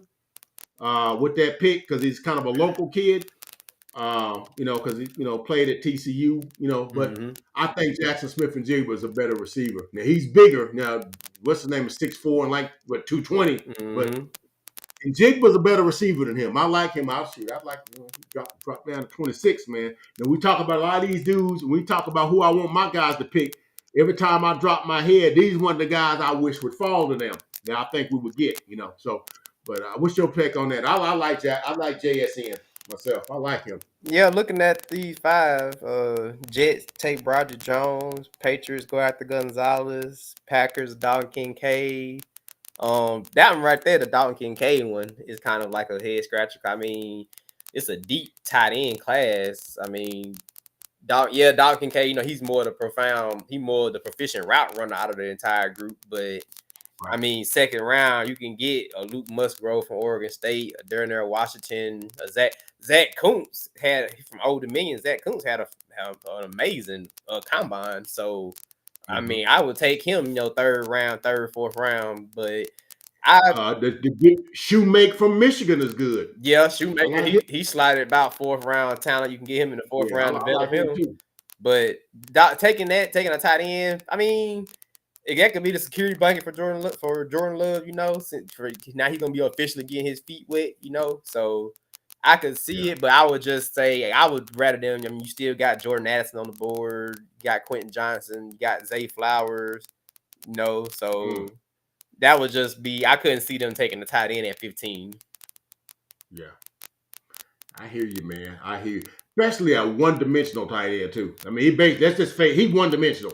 Yeah, he definitely got to work on his blocking. Like Yeah, people yeah. saying He ain't been about nobody. he has He ain't been about he nobody. has the capability of George Kittle, but George Kittle, I mean, of course, he didn't come in. He didn't come in like that, but he worked on his blocking because he knew what he needed to work on. Now Right. George Kittle, one of the best to do it, and he's about Yeah. 240. He's about 250, 6'4", same Right. height, same thing as Dalton Kincaid, and so it's just he gonna have to work on that blocking scheme, the blocking aspect of his game. Right.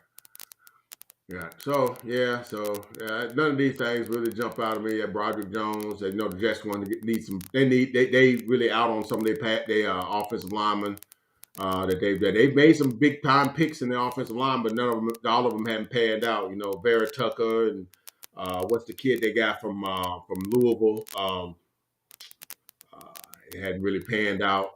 So I mean, they really hadn't done. So you got that guy, and you got Christian Gonzalez, which I could see that, man. He's one of the better corners coming out of Oregon. And they need A lot of they people don't need a think he's corner, but physical yeah, enough. A lot of people don't think he's physical enough, but he's more technical than physical. That's what it is. It's different types. right. Dalton Kincaid, Joey Porter for the Commanders. Not mad at that pick. I like him. I would have thought he would have slid down to that next pick, get y'all that legacy pick. Y'all say these next 5 picks I'm looking at, I'm like, yeah, these the Commanders, I can see that because they definitely need cornerback help. Yeah, I'm gonna come back. Commanders Yeah, pick. I can see them. I can see him taking him. I can see him taking it. yeah. What you think about at number 17? Let's talk about that. Zay Flowers. What you think about Zay Flowers? I know you got a different type of mindset than me. I like Zay Flowers. He my wide receiver too in my draft. I got Jackson Smith and Jigba. I got some people brought him up to me and I started looking at some stuff. I said, dude, he got his routes are crisp. He runs confident. He like, yeah, you can't guard me.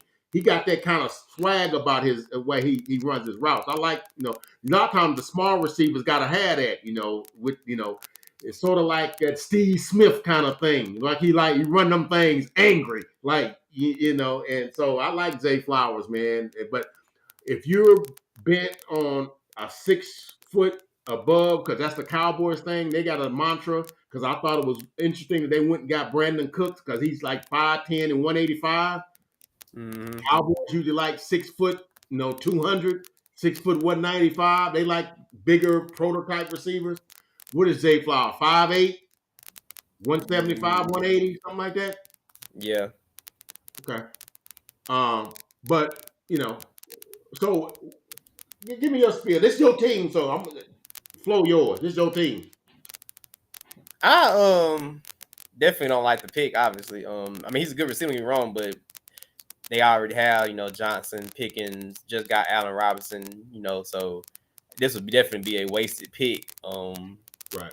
Who do I think they're actually gonna pick? Obviously cornerback. If there's one that they like available, or a D lineman. Mm-hmm. If I had to take a D lineman wise, I don't got high hopes for Brian Breesy from Clemson. I feel like he dealt with a lot at Clemson, Right. with his sister dying, Right. the injuries. But you done heard it probably plenty of times before. I done heard it a bunch of times. A lot of scouts saying his best football is ahead of him. And Right. so I think in this situation, if Joey Porter's gone, Christian Gonzalez is gone, Devin Witherspoon's gone, Yeah, Emmanuel Forbes. He's lanky and Ole Miss, tall. not Ole Miss, Mississippi State, Mississippi State. Yeah, Devontae Banks. He's physical and he's a speedster.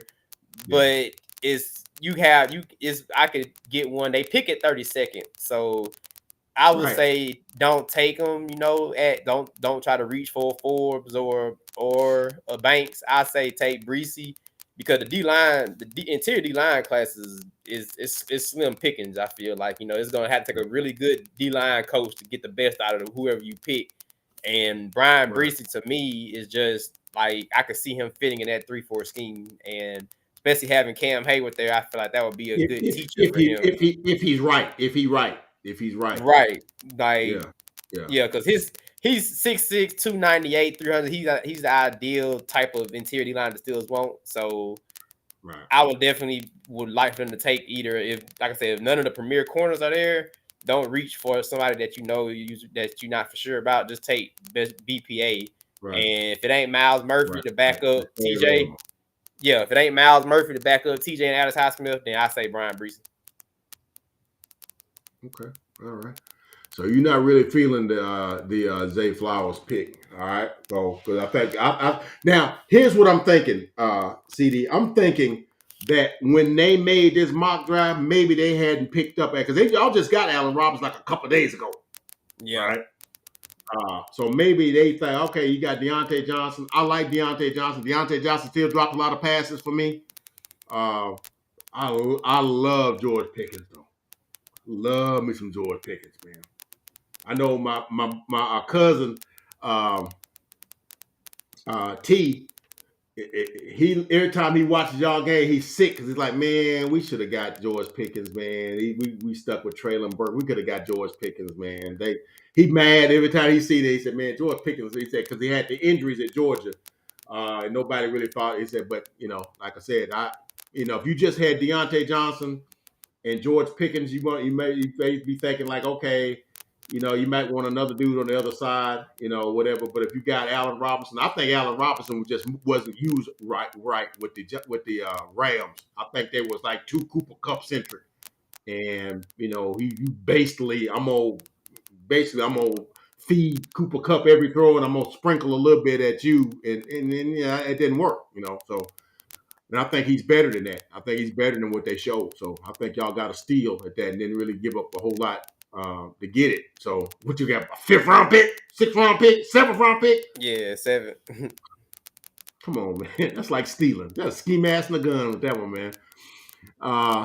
Going down here at number 18, the Lions getting Bijan Robinson.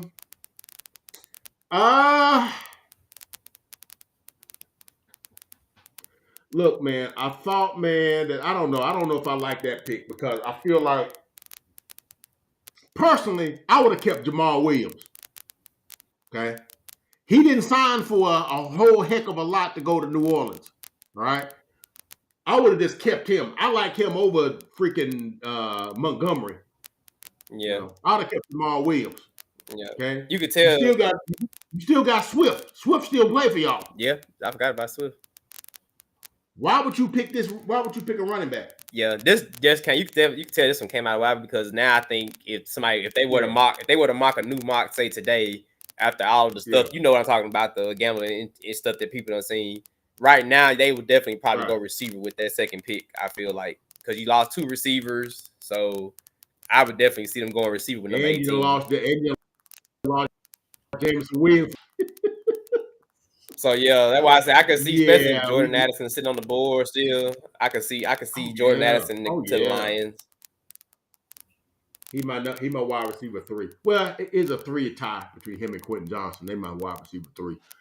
But I don't like anything between because you know what I'm trying to get to, but anything between 19 and 25 catch your eye.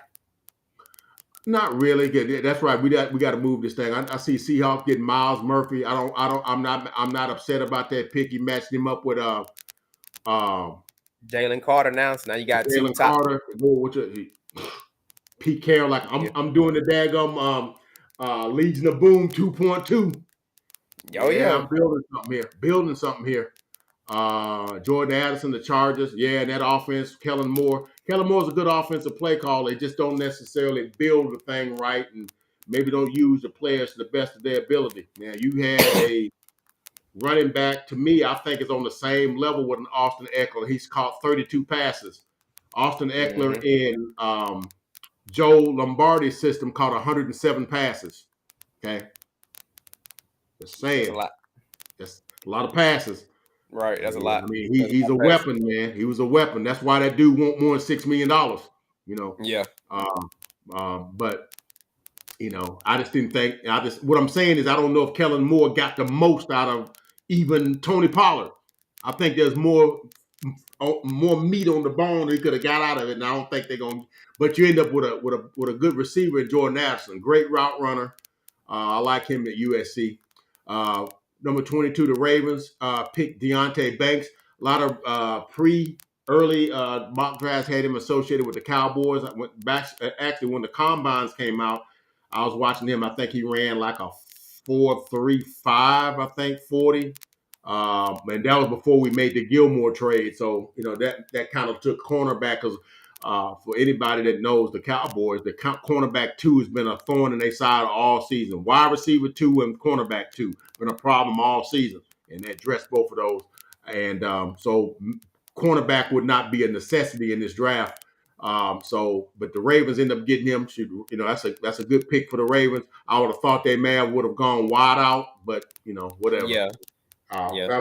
For my money, I would have went wide out. Maybe they feel like getting Odell's enough, but I don't think that's enough. I think Odell. I don't know how. We don't know what Odell's going to mean. You going with him and I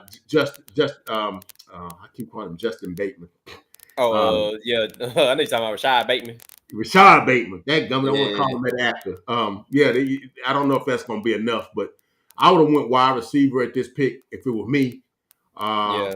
It was. Corner, Now this would suck now to have back-to-back corner gone, especially if you were a team that was hoping to grab one in the second round. You see the Ravens take Banks, and then right behind them, Vikings lost Patrick Peterson, get a man. and they kind of thin at the Right. yeah, Right. like so that kind of if you were a team that wanted a cornerback, you might have to trade back into the first because right now if the board play out like it did now, you looking at Keely Ringo, Julius Brent, Cam Smith if you want a cornerback. So Smith, right. Taylor that would be hurt. South Carolina. Oh no, that's Cam Ringo. Smith, South Carolina. Ringo from Georgia. Yeah. Mm-hmm. Georgia. That's right. Cam Smith is from South Carolina. Right. Yeah. So so that means it's still some dudes left though. Then you go Jaguars, Luke Van Ness. I mean, he's fine. I ain't got a problem with that. That's I would have thought maybe they would go offense, but whatever. That's fine. Yeah. I think this guy kind of got a buzz from his combine. What did he run, like a 4.21? Yeah, that's why I'm talking about number 25. Come on, dude. He's little though. What, he about 160 pounds? Yeah. You talking about DJ right here at the Giants at 25? Yeah, that's a reach. Shoot. That's kind of a reach right there. I feel like they reaching. Dude, man, he trying to tackle Quentin Johnson. He gonna get drugged for 15 if yards. If you want a cornerback, you better off just trading back into the second, and that way you can grab you at least 2 of them, and that way you can. That's the better corners that's available to him. I'm taking Kalen Ringo before I'm taking this dude. I'm taking Cam Smith before I take that dude, right? Yeah, I'm taking Julius Brent. I'm taking Tyreek Stevenson from Miami. Shoot. Yeah. I ain't fooling. He just fast. You go look at the Michigan tape, man. Dude, he real grabby. Like he gonna get a lot of calls on him. Right. Especially because you're a rookie. You're gonna get calls anyway. Right. You ain't got shade to get away with that stuff, right? Right. Of course, now we get to 26.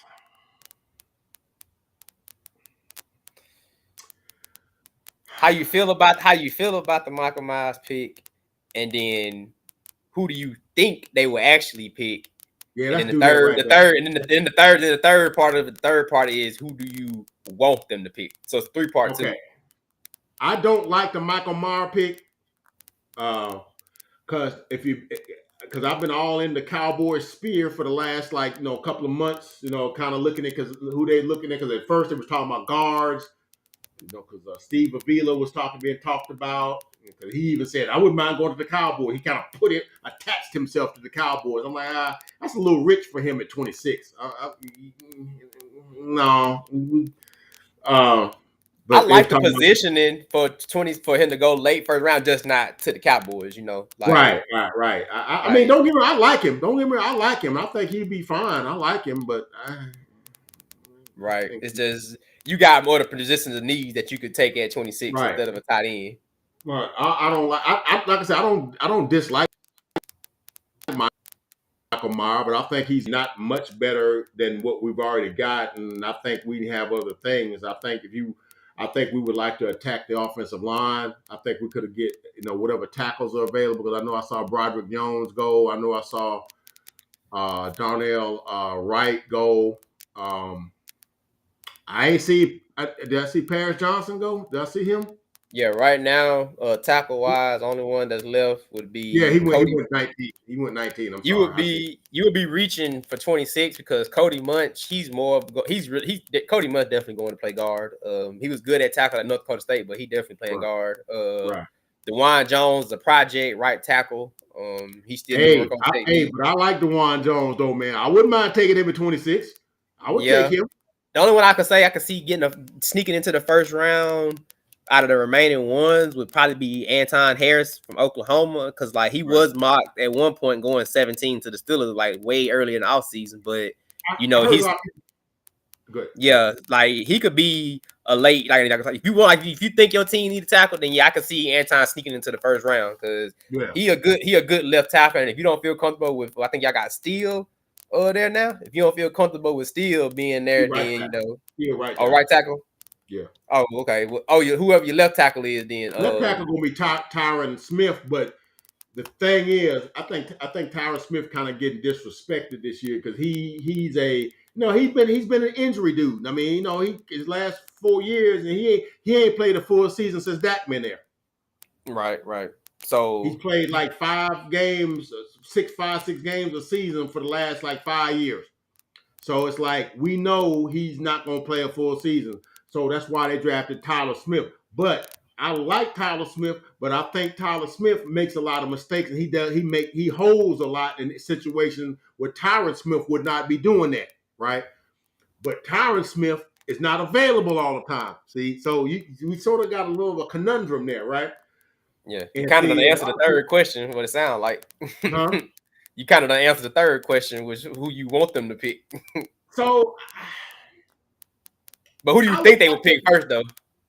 I would love them to get because I thought it was disrespectful of Jerry, which I don't like Jerry talking. Jerry was saying like, "Oh, Tyron Smith, Terrence Steele is going to be our swing tackle." I'm like, "The heck you mean swing tackle?" I'm like, "He's the starting right tackle," you know. And so what he was envisioning is that what they've been kicking around is they're gonna make it swing tackle. And they're gonna have move Tyron the right tackle, put Tyler Smith at left tackle, and which I don't like. I think you use your best five. So what means Tyron Smith for how many games he can give us, Tyler Smith at guard, Tyler and Biotish at center, Zach Martin at guard, Terrence Steele at right tackle, but kind of muddying the waters of Terrence Steele out of ACL tear in the 14th game of the season. But according to all reports, he's gonna be ready for training camp. Don't know what kind of water he drinking. Usually that's an 8 month injury. Don't know what they drinking, but um, you know. So I'm gonna tell you who I would like for them to pick. I would like for them to pick. And I didn't see him. I didn't see him in the thing. I would like for them to pick. If we're gonna do, and I'm looking for it. I'm looking for him to make sure he didn't get picked already. What position? What position? A guard. Oh, okay. You I'm looking. still on the board. You got Osiris Smith Smith. Oh, from from Minnesota. Minnesota, because he's a guard slash center. Right. And basically he can play any position along the offensive line. See, yeah, and a that's lot of the people, Osiris's knock right there. Is Osiris is a pure guard, which is good. right, Him and Steve Avila from TCU. Both of them are like pure guards, but I think what hurts right. them is not that versatility. They I don't think have versatility. I think what puts Smith above Joe Tippman, because Joe Tippman is the actual center. But I think what hurts Tippman is he's a pure center. Like he can't flex the guard, but Smith had that Right, ability to play guard and center, and so teams right, gonna value that more. right, right. So if the draft board falls like it's falling, that's who I'd like them to pick. John Michael Schmidt. I Smith would in the like them to late get him. first. Okay, that's interesting. Huh? I said Smith in the late first. Okay, that's interesting. Yeah, I would pick him before I pick Steve Avila. You wouldn't want to trade back into the second and wait for him, maybe like you wouldn't. No, because you lose your 5th year option. That is true too. But you think he's gonna be worth that You lose first your fifth round year though? So basically, you saying you were because he's gonna be the first interior guy. Like if they take him at 26, then Dallas would Yeah, have picked the first interior O lineman. right. Now I know that's not a sexy pick. It's There not you go. nobody. Well, Yeah, you got a yeah, guard. yeah. There you go. Now you That's not talking. sexy. I mean, but it's now That's the let me let me foundation. let me let me okay. Let's round out this thing, and I'm gonna go back here. Let's see here. Uh, John. Okay, Michael Myers. Yeah, I don't like that pick. The Bills getting Trenton Simpson, linebacker Clemson. Isn't he kind of smallish? Oh, Trent is a hybrid because he could play linebacker, but at the same He's time he Isaiah can't. Simmons, right? Basically, No, he's not as fast as Isaiah, not as tall, but he has the ability to drop back and to play safety. right, And so he's right. like that hybrid kind of. So that's kind of why I think teams will value him over Jack Campbell, because Jack Campbell can only play inside, but now you got Trent that can play Jack, up high, Jack, play outside the box. Jack Campbell like 255, man. He a big dude. Yeah, that's why I said Yeah. Jack only gonna stay. He's gonna be your front seven, but Trent can get into the secondary if need be. Right, right, right. Now there was some mocks that had. They said now one of the dudes out the mock that Vosh Lombardi was doing the other day. He was talking about this guy. And he was saying, "Now look, I think that Trent Simpson is to be a product of what system they use him in." He said, "Now I think that Dan Quinn could use him because he could probably because we run a 4-2-5, so." We use a lot of the safety / linebacker thing because we only run two stand up linebackers at a time. So he kind of could fit what we do. Yeah, he would be more of the coverage. 'Cause I feel like Van Der Esch is more the run stuffer, and so Right, you have those. exactly. They will basically be like they will basically complement each other, basically. Right. So if they pick Trenton Simpson, I would not be upset with that pick. If the Cowboys picked him, I would not be upset with that pick because I could see what they're working with that. All right, I could see that working. Right. Then you got the Bengals, Brian Bresee. I don't know how you pronounce that, but I know you said that the COVID year he was dominant, and then of course he had a lot of things that happened to him personally, with his home life and with his injury and stuff, and he kind of hadn't been the same dude. And sometimes you're just not going to be the same dude coming back from a serious knee injury. Sometimes the explosiveness and stuff just ain't there no more. So hopefully that's not the case because the dude probably ain't but like 24, 23 years old. Hopefully that's not the case. Yeah, Uh, dude's still young. right, right. So I don't know. I was thinking the Bengals might take a tight end. I had a lot of people seeing them taking Darnell Washington. I'd seen a lot of people seeing them taking Michael Mayer. I'd seen them taking a tight end, because I think they lost a tight end. I think they lost because they got him for 1 year. They had Ujoma, and then he left and went to the Jets. Yep. And they got the dude from Atlanta. I want to say his name is Hurst, but I think he's gone now too. I think he left. And so you might need a tight end. You might check and see that. I think I heard he left there or whatever. Rounding out the top, anything that jumps out at me, Collegiate Kansas. That's an interesting pick for the Saints. Yeah, he's kind of an undersized 3 technique, but I think a lot of teams going to probably yeah. try to put him on that outside, make him. Yeah, I think teams are going to side him outside. They're not going to Make keep him him like a inside. wide He's nine, going to make get him like a wide 9 tackle. nah, Make a more wide 9 in. just a regular your regular 5 technique, just because he'll Yeah. get swallowed up in a phone booth with them big guards, and so I don't Right, see him staying inside his whole career. right. I He's a still got to. guy he's a guy we would have picked if we'd have still had what's his name? What's the defensive coordinator? He'd have picked him.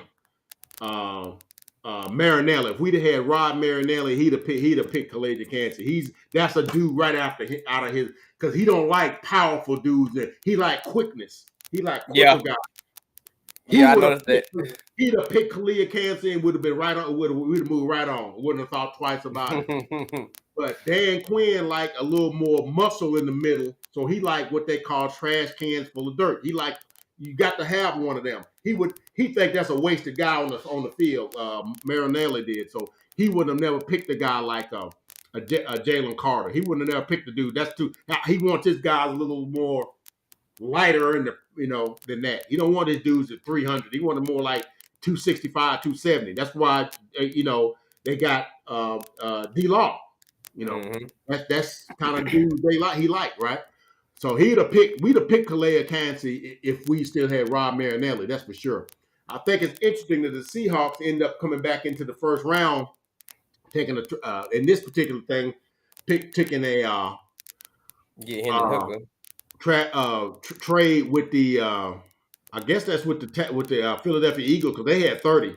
They had 30. They probably gave up their second round pick along with maybe a next year pick Right. if have you traded. But that's interesting for them to trade back in for Hendon Hooker. I mean, he got potential. I mean, depending on Oh yeah. like it just depends on what was the what was the trade. We don't know the Right. trade, but like We if don't it know the was other side something, of it.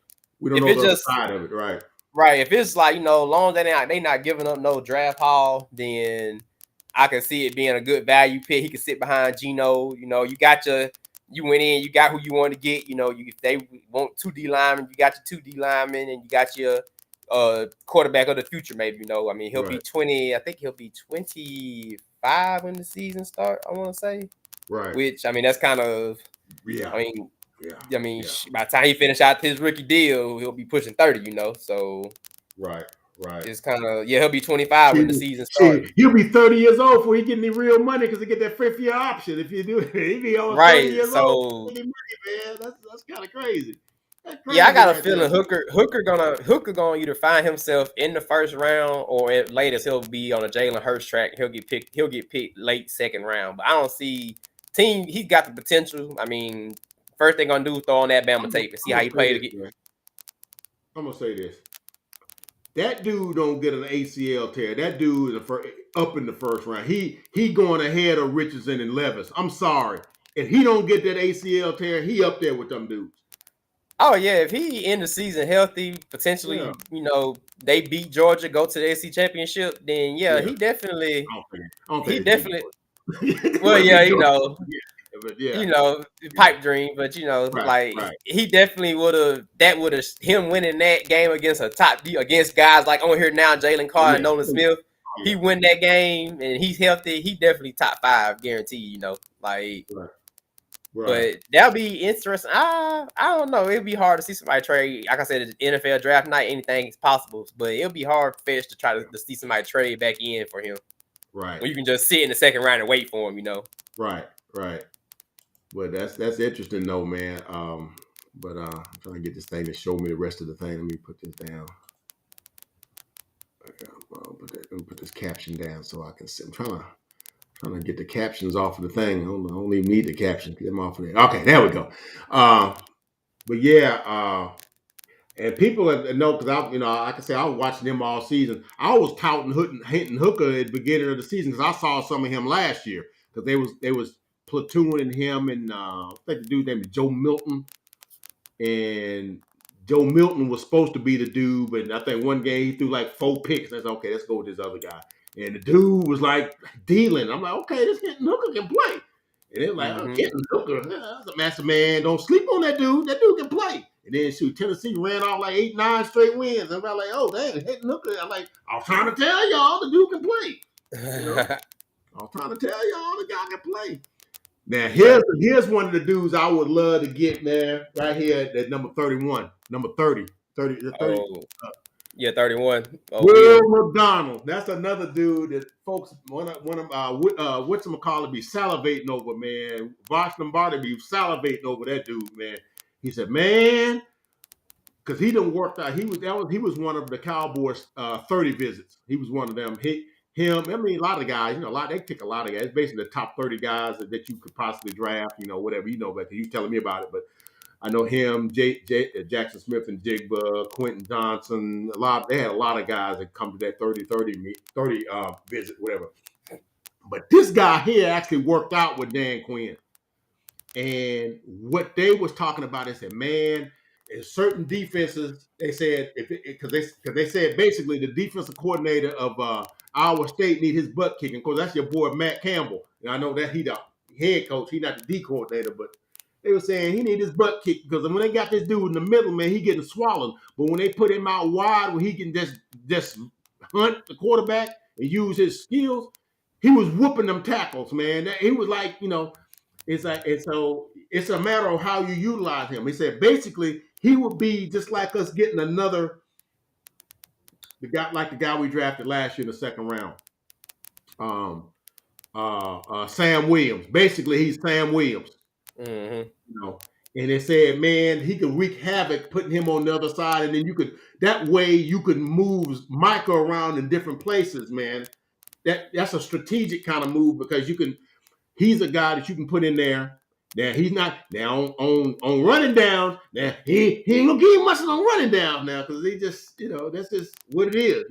But on passing downs, the way they could utilize him, they said the way Dan Quinn could use him, he would be an asset. They said I wouldn't even be hurt if they picked him at 26. So if you ask me who I would love for us to pick,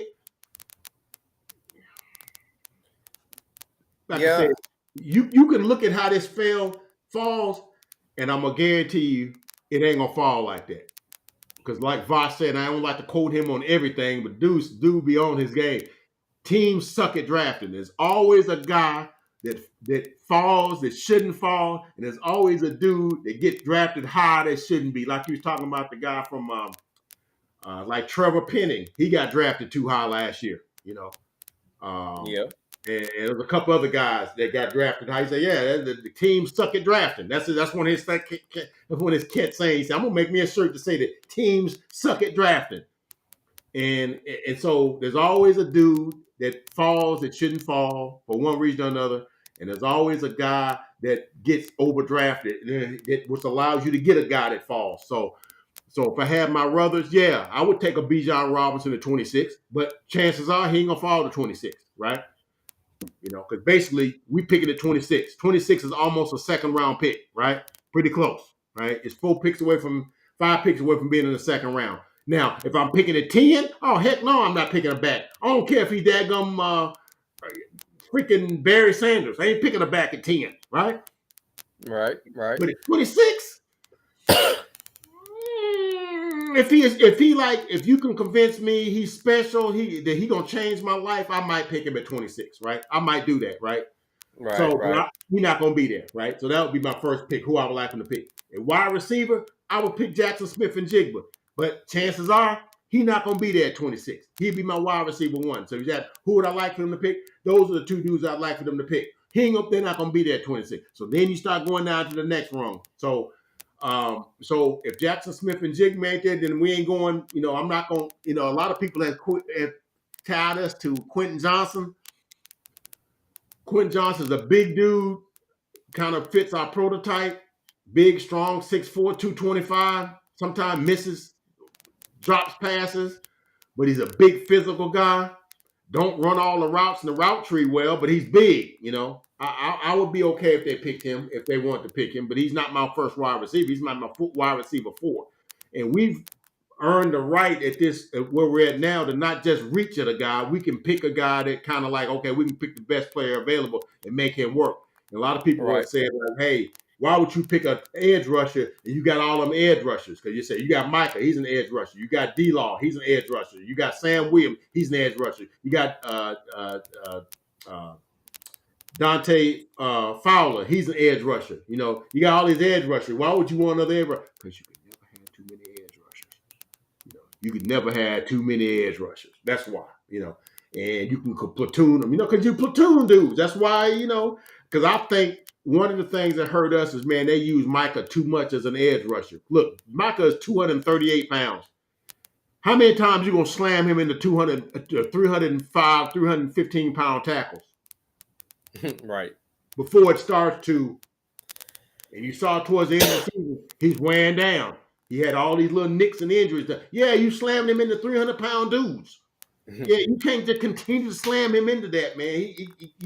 It's just not going to work. You have to be more nuanced in how you pass rush. So how you fix that? Multiple pass rushers, right? So yeah, we got a Will McDonald. We got if a Nolan Smith fell to us, yeah, I'm taking that all the way. I'm running that daggum thing up to the thing myself. Yeah, we'll take Nolan Smith for that 26 pick. And so yeah, those are the picks I would take. Who they're gonna take? They may take Michael Mayer, man. There's too much groundswell about a tight end. I think they may take him. And while I'm not ecstatic about that pick, I'm not bad about the pick, but I think there might be better guys that you could have. And a lot of times when you see a team pick a guy, what I like to look at is like who was picked before them and who was still available. That's what I look at. Who you could have had. And if you took Michael Mayer and Will McDonald was still on the line on the thing, I'm gonna be kind of. If you pick Michael Mayer and Quentin Johnson was still on the thing, I'm gonna be pissed. If you pick Michael Mayer and God forbid Jackson Smith and Jig was still on the line, I'm calling Jerry Jones my dad himself. Okay, if you did that, all right. If you picked him and Bijan Robinson's on the thing, I'm not following the Cowboys no more if they do something that stupid. If you picked him over him, okay. So I think they probably will pick Michael Mayer because I've been hearing a lot of people talk about him. It's been a lot of tight end talk around, and maybe it's a ruse. Maybe it's we're trying to get him off the scent. I don't know. But I feel like we don't need tight end. I feel like a wide receiver, you can always use weapons. I feel like if the running back is special, I think you can pick him in the first round. I would much rather us pick an offensive lineman, but if of course, your Paris Johnsons are going to be gone, your Broderick Jones is going to be gone, your Darnell Wrights are going to be gone. If I'm left with only John Michael Schmidt, I would take him if I'm looking offensive line. I don't know if I'm taking Steve Avila in the first round. I'm not taking him. So I would I'm gonna take John Michael Schmidt, Will McDonald. Those are my two picks that I would take. Of what I think, looking at what's available now, what we still had on the board, I'm gonna take. Those are the two guys I would take rather than Michael Mayer. Now, like I said, some other dudes, like I said, teams suck at drafting, and Jackson Smith and Jigba fall because some GMs are stupid. Yeah, I'm taking him. I'm taking him before I even. If Zay Flowers fall to us, I'm taking him. Even though we got Cooks, I'm taking him because I think he's special, right? I'm taking him. So, what about you? Like I said earlier when we were discussing the Zay Flowers going to the Steelers pick, I just don't like it. If I had my comeuppance, then it would definitely be cornerback, either Joey Porter, Gonzalez, or Witherspoon. If they took Emmanuel or Devont or Banks, at 17, I would feel like it's a reach. But if they turn out to be a superstar, then hey, you got you a superstar for the next 5 years. So you got to pay him a big contract. Or like I said, Brian Brees, that's the only D tackle outside of Jalen Carter. I don't see Mozzie Smith. He's good, don't get me wrong. That's another guy I wouldn't mind us taking. But I don't know, man. Mozzie Smith, I'm more so looking at the second round for them to go D-line because you got Keanu Benton, he's real good. You got Grayvon Dexter, he's pretty good. Siaka Ika, he's more of a nose. I could see him definitely going maybe third to the Steelers. They got him slated late third. So I can see him going to the third. Yeah, stiff hips though, man. Yeah, he's a big boy. He's really just you gonna get first down, second down Yeah, out of about him, him. and I then you ain't seen gotta a just lot of work that. on. It seems like boards, man. Like, yeah. People want to make Yeah, him Vita like it's Bay. just He's not that's what Vita it's Bay gonna though. come down to.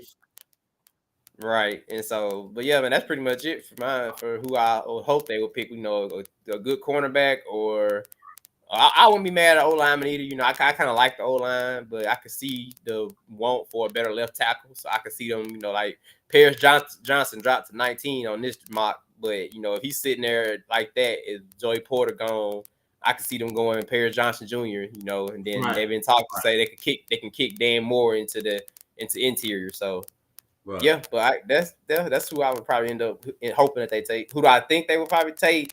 It's gonna probably be a tackle, like I said, tackle, cornerback, or either. I think their third option is the D lineman, but it stops at Brian Breesy. If everything hits the fan and the whole board is blown up, then I feel like Breesy might be the go-to pick. Okay.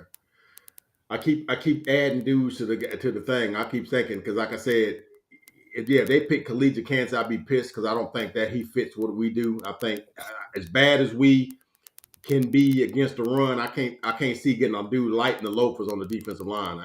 I just can't see it. We can't do that. That's the old regime. We get manhandled in the middle. So no, I wouldn't get. But I will say this: I have a lot of people they like Mozzie Smith, man. A lot of people Yeah, like he's like a Mozzie Smith. So yeah. I I think at wouldn't be mad Michigan, if they picked him at 26 either. yeah, I think at Michigan he just played that weird bullfrog stance, which is mainly for like defending the run, and so Right, you didn't really see him explode out of a 3-point stance. Often you saw it a couple of times, but he right, mainly played like a bullfrog stance, and so that kind of hindered his production because that's really him trying to keep the offensive lineman off the linebackers. It was his job basically, and right. so I think that kind of hindered his production for them. But I could see he might be sneaking into the late second, like the Saints or the Bengals or like the Cowboys. I could see him sneaking in there. Right.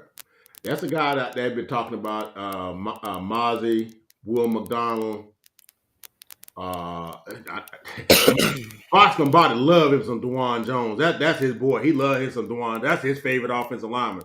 He Mhm. huge now. That's a big dude. That dude like 360. That's a big dude. Yeah, buddy big.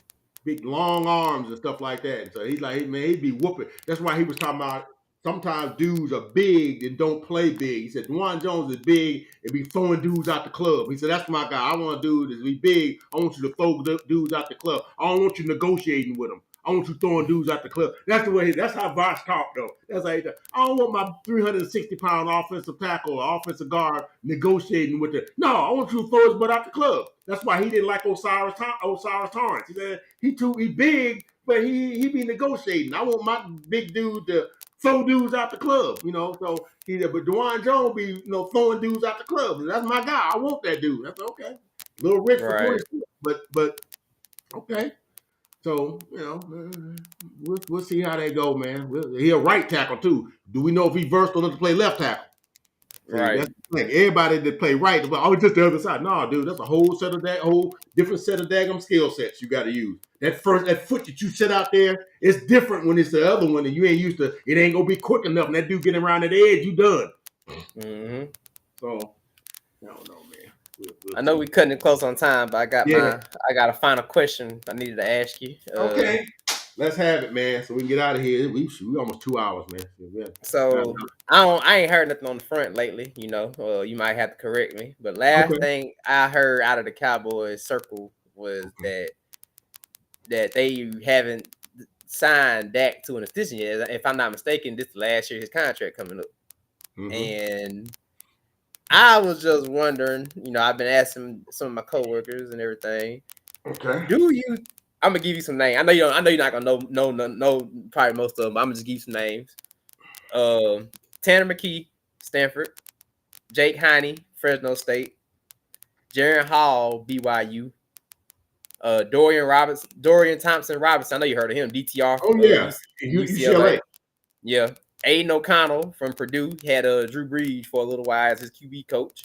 Max Duggan, Malik Cunningham, Yeah. Stetson Bennett, Tanner Morgan, Sean Clifford. Okay. Do you think that with I ain't like I said, I ain't heard nothing. They haven't. That last thing I heard, but they said they hadn't talked about extension with Dak yet. And so this he playing basically 2023. After this year, he'll be a free agent come next year. Okay. Do you think between and let me pull up y'all's draft status? Y'all pick at 58 in the second. Mm-hmm. 90, right? And then 58 and 90. No, not, is it 58 and 90? 90 in round 3. Right. Round 4, y'all pick 129. So these are late, basically late in all the rounds. Round Mm-hmm. 5, Mm-hmm. y'all Yeah, got we ain't got but 1/5 round pick left. We gave the other two away. We sent the other yeah, two y'all guys. pick at it's a compensatory. So y'all pick at 169 Right. in the field. So Right. between maybe I say 4 and 5. Are we gonna draft Do a quarterback? do you Yeah, think do you think yeah, take a quarterback? Do you think yeah, so? yeah. Shoot, I've been knowing that. I've been knowing they're gonna draft a quarterback because look, man, I just think that I think a lot of times quarterbacks, this is my opinion. I don't know. I just think sometimes quarterbacks get butt hurt because teams draft a quarterback, 3, 4 years, 4 years, 5 years into their regime or whatever. Freaking Aaron Rodgers, he's tripping because they did kind of do it dirty how they did it though. I ain't gonna lie, they did kind of do it dirty. I'm not letting them off the hook because sometimes you can do. It's not what you do, it's how you do it. Sometimes, you know what I'm saying? Um, Hell, they drafted the quarterback while Ben was quarterback. Well, how Rudolph get there? Somebody they drafted him while Ben was there, right? Yeah, It Rudolph, happens. It Landry happens. Jones, you know, Who? Landry Jones played at Oh, OU. boy, you need to hear my boy Chris talk about Landry Jones. Boy, he said, man, Landry Jones must have had some film on somebody with some little boys or something for as long as he was there. He said, man, how Landry Jones still play for us? I'm like, I don't know, man. He said, man, he must got some photos of the Rooney's doing something, man. For him to still be Yeah, on the data. He said, I ain't never seen a daggone quarterback to throw 4 interceptions in a preseason game. yep, How you do that? That's virtually impossible. But Landry Jones pulled it off, man. He's still with the team. He was with y'all a long time, bro. yeah. Too long, Yeah. too long. But they drafted him. Even my boy that the Titans got now. They played at Tennessee with the uh, Alafusi. Josh Dobbs. Yeah, they drafted him. So I'm just saying the organizations really be doing themselves a disservice if they say, hey man, we got our quarterback. We ain't gonna look at another quarterback. Bruh, injuries happen. Sometimes you can't. Contract disputes happen. Things just happen, man. And so, yeah, you don't want to put yourself up. No, now we got to turn it over to like when we was doing a couple of years ago. Who was playing when Dak got hurt? Dadgum, what's that kid's Cooper name Rush. out of that? Out of Pitt. He in the XFL now. I'm like Oh, we talking about Ben DiNucci. Ben DiNucci. Ben DiNucci good started the game. old, good old Ben DiNucci. He could never start an NFL game. All right, but he had to play a couple of games. Okay, he had to play. Then a couple of games before that, we played you guys. Freaking Garrett Gilbert played a game. Garrett Gilbert, the same Garrett So Gilbert that it's played in Texas that when what's his name went down when he played the national championship game. The guy came in and took over for Colt McCoy. That's the same and Garrett Gilbert. I don't know if you remember okay. that. Mm-hmm. That's the same dude. He was never run anything in the NFL.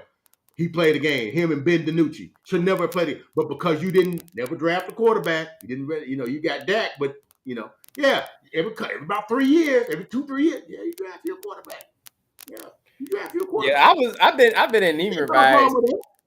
yeah, I've been enamored by ever since honestly, this came out like back right when all season kicked off. It came Yeah. out they said they haven't talked about an extension yet. And I was like, wait a minute. I Well, like they've been talking about it. It's just like they hadn't done it yet. Now they done reworked it where his deal what he got his current deal ain't cost them as much. That's how they was able to do some of the stuff they did in the offseason. you yeah. know. But they gonna rework his deal because they said that they were really talking real flippant about it. Well, we're just gonna wake up one day and it's just gonna be done. I'm like, okay. You do know who his agent is, right? You do know his agent is Todd France, and he kind of like one of them agents. Like, why my client ain't making top money? You know, you ain't finna just we just gonna pencil him in for because he had a bad season or whatever. Oh yeah, he gonna take a little less. No, the heck he not. Because now the Right. top fans got anything to do with it. He not. You know, Yep.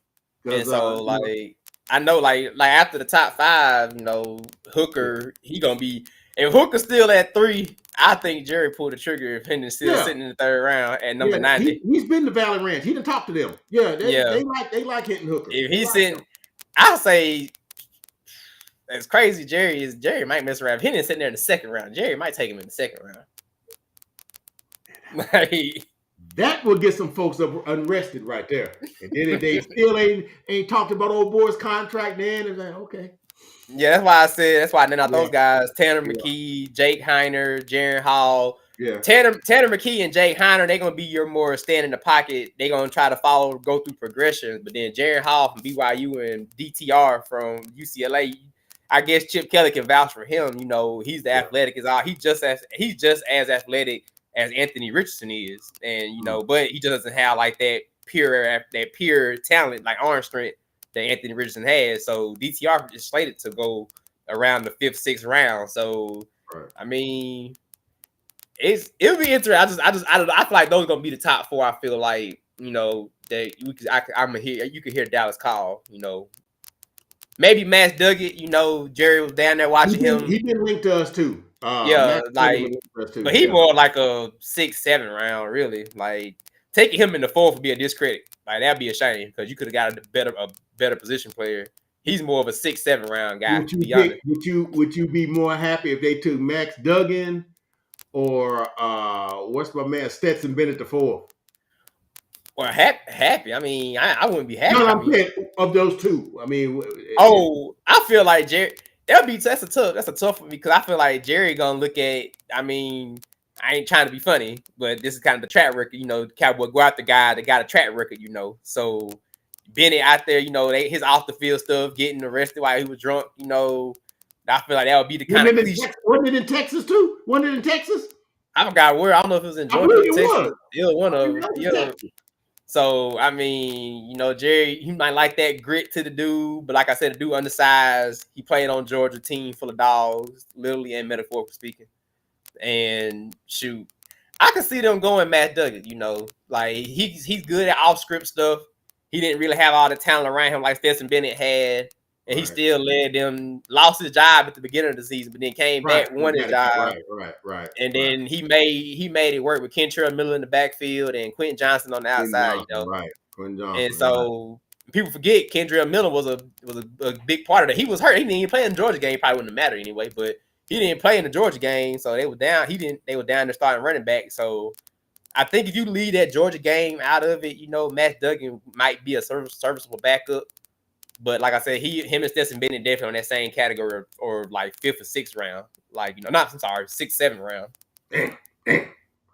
That's almost like irrelevant, almost. Getting down to irrelevant. But I just thought that was interesting. I want to get your take on it because, it'll be interesting. Look, here's my take on that. We're gonna close out on this, man. We've been a long time.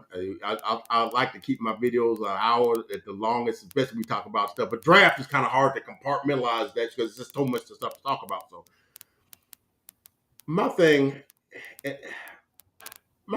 with Dak is this. And I'll support Dak. But when Dak don't do what he's supposed to do, I try to be objective. Like, dude, you can't do that. You've been playing too long to make certain types of mistakes. If you was the first or second year, I could see you making that read or seeing that or whatever. I could see that. But if you 7 years in, dude, because like I said, it was a stat in the playoff. He's the longest tenured quarterback in the playoffs. I saw it. Yeah. Yeah, dude. Yeah, some of them throw, dude. You should know better than that. You ain't just So things like that, I hold Dak accountable for. Some of that I attribute to Kellen Moore because Kellen Moore, like I keep quoting Vosh Lombardi. He's almost like Kellen Moore is like saying, look, you got to commit suicide. You take the gun or the knife. I'm like, well, actually, I don't want to take either of them. But that's like the choices he would give him. Like, you either take this or you take that. So You know, some of the routing concepts. You know, a lot of the option routes. He used to get burnt on the option routes because CD's supposed to go across the corner, the safety's face, fearing a collision. I'm gonna go around him, but the Dak already threw the ball. That's happened about 4 times. That happened about 4 times this year. You Yeah. know, but it's supposed to be like okay, he's supposed to read what the safety does, and it's an option. And if he read it the way it's supposed to be run, it might be a collision. But instead of like going across his face, I'm gonna avert and go around behind him. But Dak already threw the ball. Balls are it's a timing thing. I done seen that. I done seen out routes where usually how an out route run, the guy runs, it's like a 5 yard, 5 step, boom, boom, boom. On that 5th step, that ball's out. Mm-hmm. He's supposed to be making that cut, and the ball's supposed to be at the sideline when he makes his cut. Boom, catch it, step out of bounds, he first down. If the Yep. quarterback hits that thing, and that gives that safety that extra beat to get they running the out route. That's what happened to San Francisco. Get that first pick. I'm like, it was Dak's fault because he hitched, but he might have hitched because Gallup didn't get over there like he's supposed to. Like now, if I throw this, it's going to be early, so I'm gonna hitch it. But it also tipped the. I don't want to say it was Fred. Was it Fred Warner? Or no, Jimmy. Might have been Jimmy Ward. It's one of the, I think he's a safety, right? No, he's a corner. Mm-hmm. He read it and he jumped in front of him. He actually ran the route for Michael Gallup. To be honest with you, so yeah, that's both of them's fault. But you the quarterback, and hey man, I see that dude. I gotta throw that one in the dirt and pull him to the side after that, man. You gotta break that off quicker than that, man, because that's a timing route. You can't play with that. So, but I didn't think he did that. So, long story short, what I'm trying to say is, yes, I think that a lot of times Kellen Moore didn't call his routing concept a lot of button and stop routes instead of like no digs, no crossing routes. And guys could just sit on them routes and defend them. And then you got guys that can't get separation like Noah Brown. Yeah, that's going to cause you whatever. They had the least amount of separation of any receivers in the league. I think they were like 28th or 29th out of 32 teams. Okay, that's what Right. CD. So you got that going. And then I didn't think Kellen Moore held Dak accountable. That was like buddies. Okay, we'll get him next time, Tiger. We'll get him. Sometimes you got to say, Dak, what the F, man? What the F was that? Right? At some point, your coach, your superior has to do that to you. You know, that's like any job. If your supervisor is your buddy, he'll probably let you get away with a lot of stuff. Something like, no, dude, what the F was that? How you make that throw? You not see that safety on the, I didn't think he held them accountable because they kind of came up again. That's my boy. Yeah, okay. Mike McCarthy like, no, bro. Well, we gonna figure this thing out. No. What's his name? Ain't your buddy? What's the guy's name? His offensive coordinator now. His name escapes me right now. He was Schottenheimer. I got it pulled up. Yeah, Schottenheimer. Yeah, Brian Schottenheimer. That's it. Yeah, that's it. Not your buddy. He gonna be totally objective like now, Dak. No, you gotta do better than that. No, bro, we can't do that. And I think that's gonna help him out a lot. So we're gonna see what happens, man. But I also think drafting a quarterback keeps his feet to the fire. That's what that does. Hey man, I gotta keep grinding. Sometimes quarterback get complacent, man. I can't be moved. I'm here. No, bro. No, you don't either. You definitely gonna hear my thoughts when it happens. It's gonna be it's gonna be day 3 probably when it happens. So right, I'll be shocked if y'all use a 3rd round pick on a quarterback. Boy, it's gonna be a buzz if it be day 2.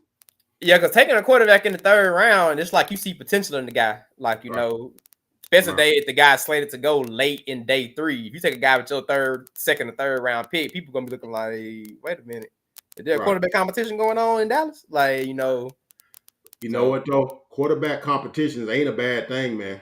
I don't know why folks don't like to compete. That's how you draft 2 or 3. In college, that's what they do. They recruit 2 or 3 dudes at the same position. Why? That's what they do at Bama. Yeah, if you can't cut it, yeah, you be 5th string and you won't play. But if you one of them dogs, like, no, man, I'm supposed to be here. You'll rise to the top.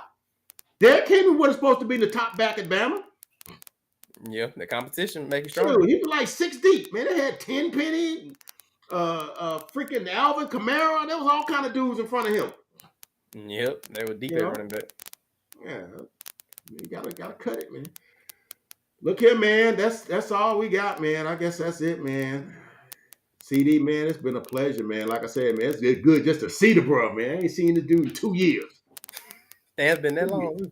Yeah, man. You went day shift. I want to say like summer or fall of 21. Man, it's 23. Damn, It's it's 23, been a bro. minute. Hell, I was in Cedar for a year and some change from November of 21 True. to just a month and a half ago. Yeah, you're And right. so, I went to Cedar about maybe 2 months after you left. Yeah, And went down there and whatnot. So yeah, time flying, man. We always say when dudes go to second shift, you don't see them no more. And like I never saw Antonio, none of them dudes no more. Man. He don't work for us no more. He yeah, got a job with another corporation or whatever. But hey, they go to second shift, man. First shift, man. Sayonara. Unless you see him somewhere in the town or something, you don't see him no more because we on totally different planets right now. So oh yeah. She was yeah. good to see you though, man. She Yeah, definitely good to chop it up, chop some ball up. You know, we yeah, chop it up. and now you see the link, man. We're gonna do this. We're gonna do this more often. We're gonna do this. I'm gonna try to and try to share this, man, with some folks, man. Get some viewers, man. I do it on my end. Oh, you know, I be trying to spread the word of Uncle Fred Barbershop. You know. Yeah, I do a little. So like I said, I'm trying to turn this into like a barbershop talk. That's what you do. When I was getting my hair cut, obviously I ain't got no hair now, but when I used to get my hair cut, that was the thing. Going there and we'll be talking junk in the barbershop. That used to be fun. That used to be so much fun, man. Going there, this folks talk junk, man. Especially after a game, especially after one you done won or your team lost. You be going there, yeah. I'm surprised to see you today. After what your boys did. Yeah, I don't want to hear that stuff, man. That's edged me up, man. I don't want to hear that stuff. But no, Right, no, they gonna let you have it. right. You right. You is They right. gonna let you have it, boy. I miss them days, man. That used to be, and so that's what I wanted to create here. We just dudes sitting around talking stuff, talking junk, talking football. So, like I said, eventually I'm gonna get me, you, and my cousin on there, yeah, and it'd be like an old dude's perspective against two young bucks. So y'all about the same age. All right, that'd be big. Like, I'll be with it. yeah, he's born in '91, so that he's 31. Are you 29? 28. 20. Okay, so yeah. So y'all run the same thing. So I'm old dude. I'm gonna be y'all daddy. So yeah, I like no young, no y'all youngers don't know it, man. It go this way. It go this way. So You'll never have to get together after the draft, and goddamn yeah, discuss oh yeah. everything. Talk about it, say how we thought we did, what your team did. We definitely that's scheduled that. We're gonna do it right after the draft. We're gonna have to do that, man. That's a date. We doing that. Because I want to see what your reactions are, what you guys did, what the other teams did. Because Oh, you lucky! You lucky you didn't have your channel back when they picked Kenny Pickett. I would have been hot. Cause I was hot that night when they picked him. see. I thought you liked him. I thought you liked the Kenny Pickett pick. No. No, I wanted defensive lineman. I've been saying I've been like Cam got old and Stephen Tuitt just suddenly retired that same year. So I was like, man, we need D lineman, Yeah. man. So Well, to be honest, man, the Steelers kind of like pulled a okie doke because they was all over Malik Willis. I'm glad y'all didn't pick him. oh That gun. yeah. Yeah, Yeah. Kenny definitely the more pro ready coming out of pick. Dude. I mean, now we're gonna see. He get a whole year in the off season, work with some guys. Don't throw dirt on dudes right out the gate, man. That's what my old man mentality is. Sometimes dudes don't get it initially. Yeah. Let's give him a little coaching, give him a little seasoning, give him a little because they just threw him in there. Let's just see what he can do. I ain't ready to Yeah, throw dirt on him yet, but man, we'll see. We'll see. he was not good. He was not good. But Yeah. man, good to see you, man. We signing off for our draft mock picks, mock show for 2023. We'll be back in probably a few days. Draft is Thursday, and of course, now when Thursday come along, when you hear this sound right here, you know what time it is already, right? I just had to do it one more time, man. I had to do it one more I time. feel you. I feel you. I feel you. But that's all I got from the desk, Uncle Fred and my man CD, man. And we'll be back. and we'll talk with you guys on another time. You guys be good, and God bless, and we'll see you guys next time around. Good to see you, man. We'll be texting. I'm gonna text you afterwards, man. All right, man. All right, man. Peace.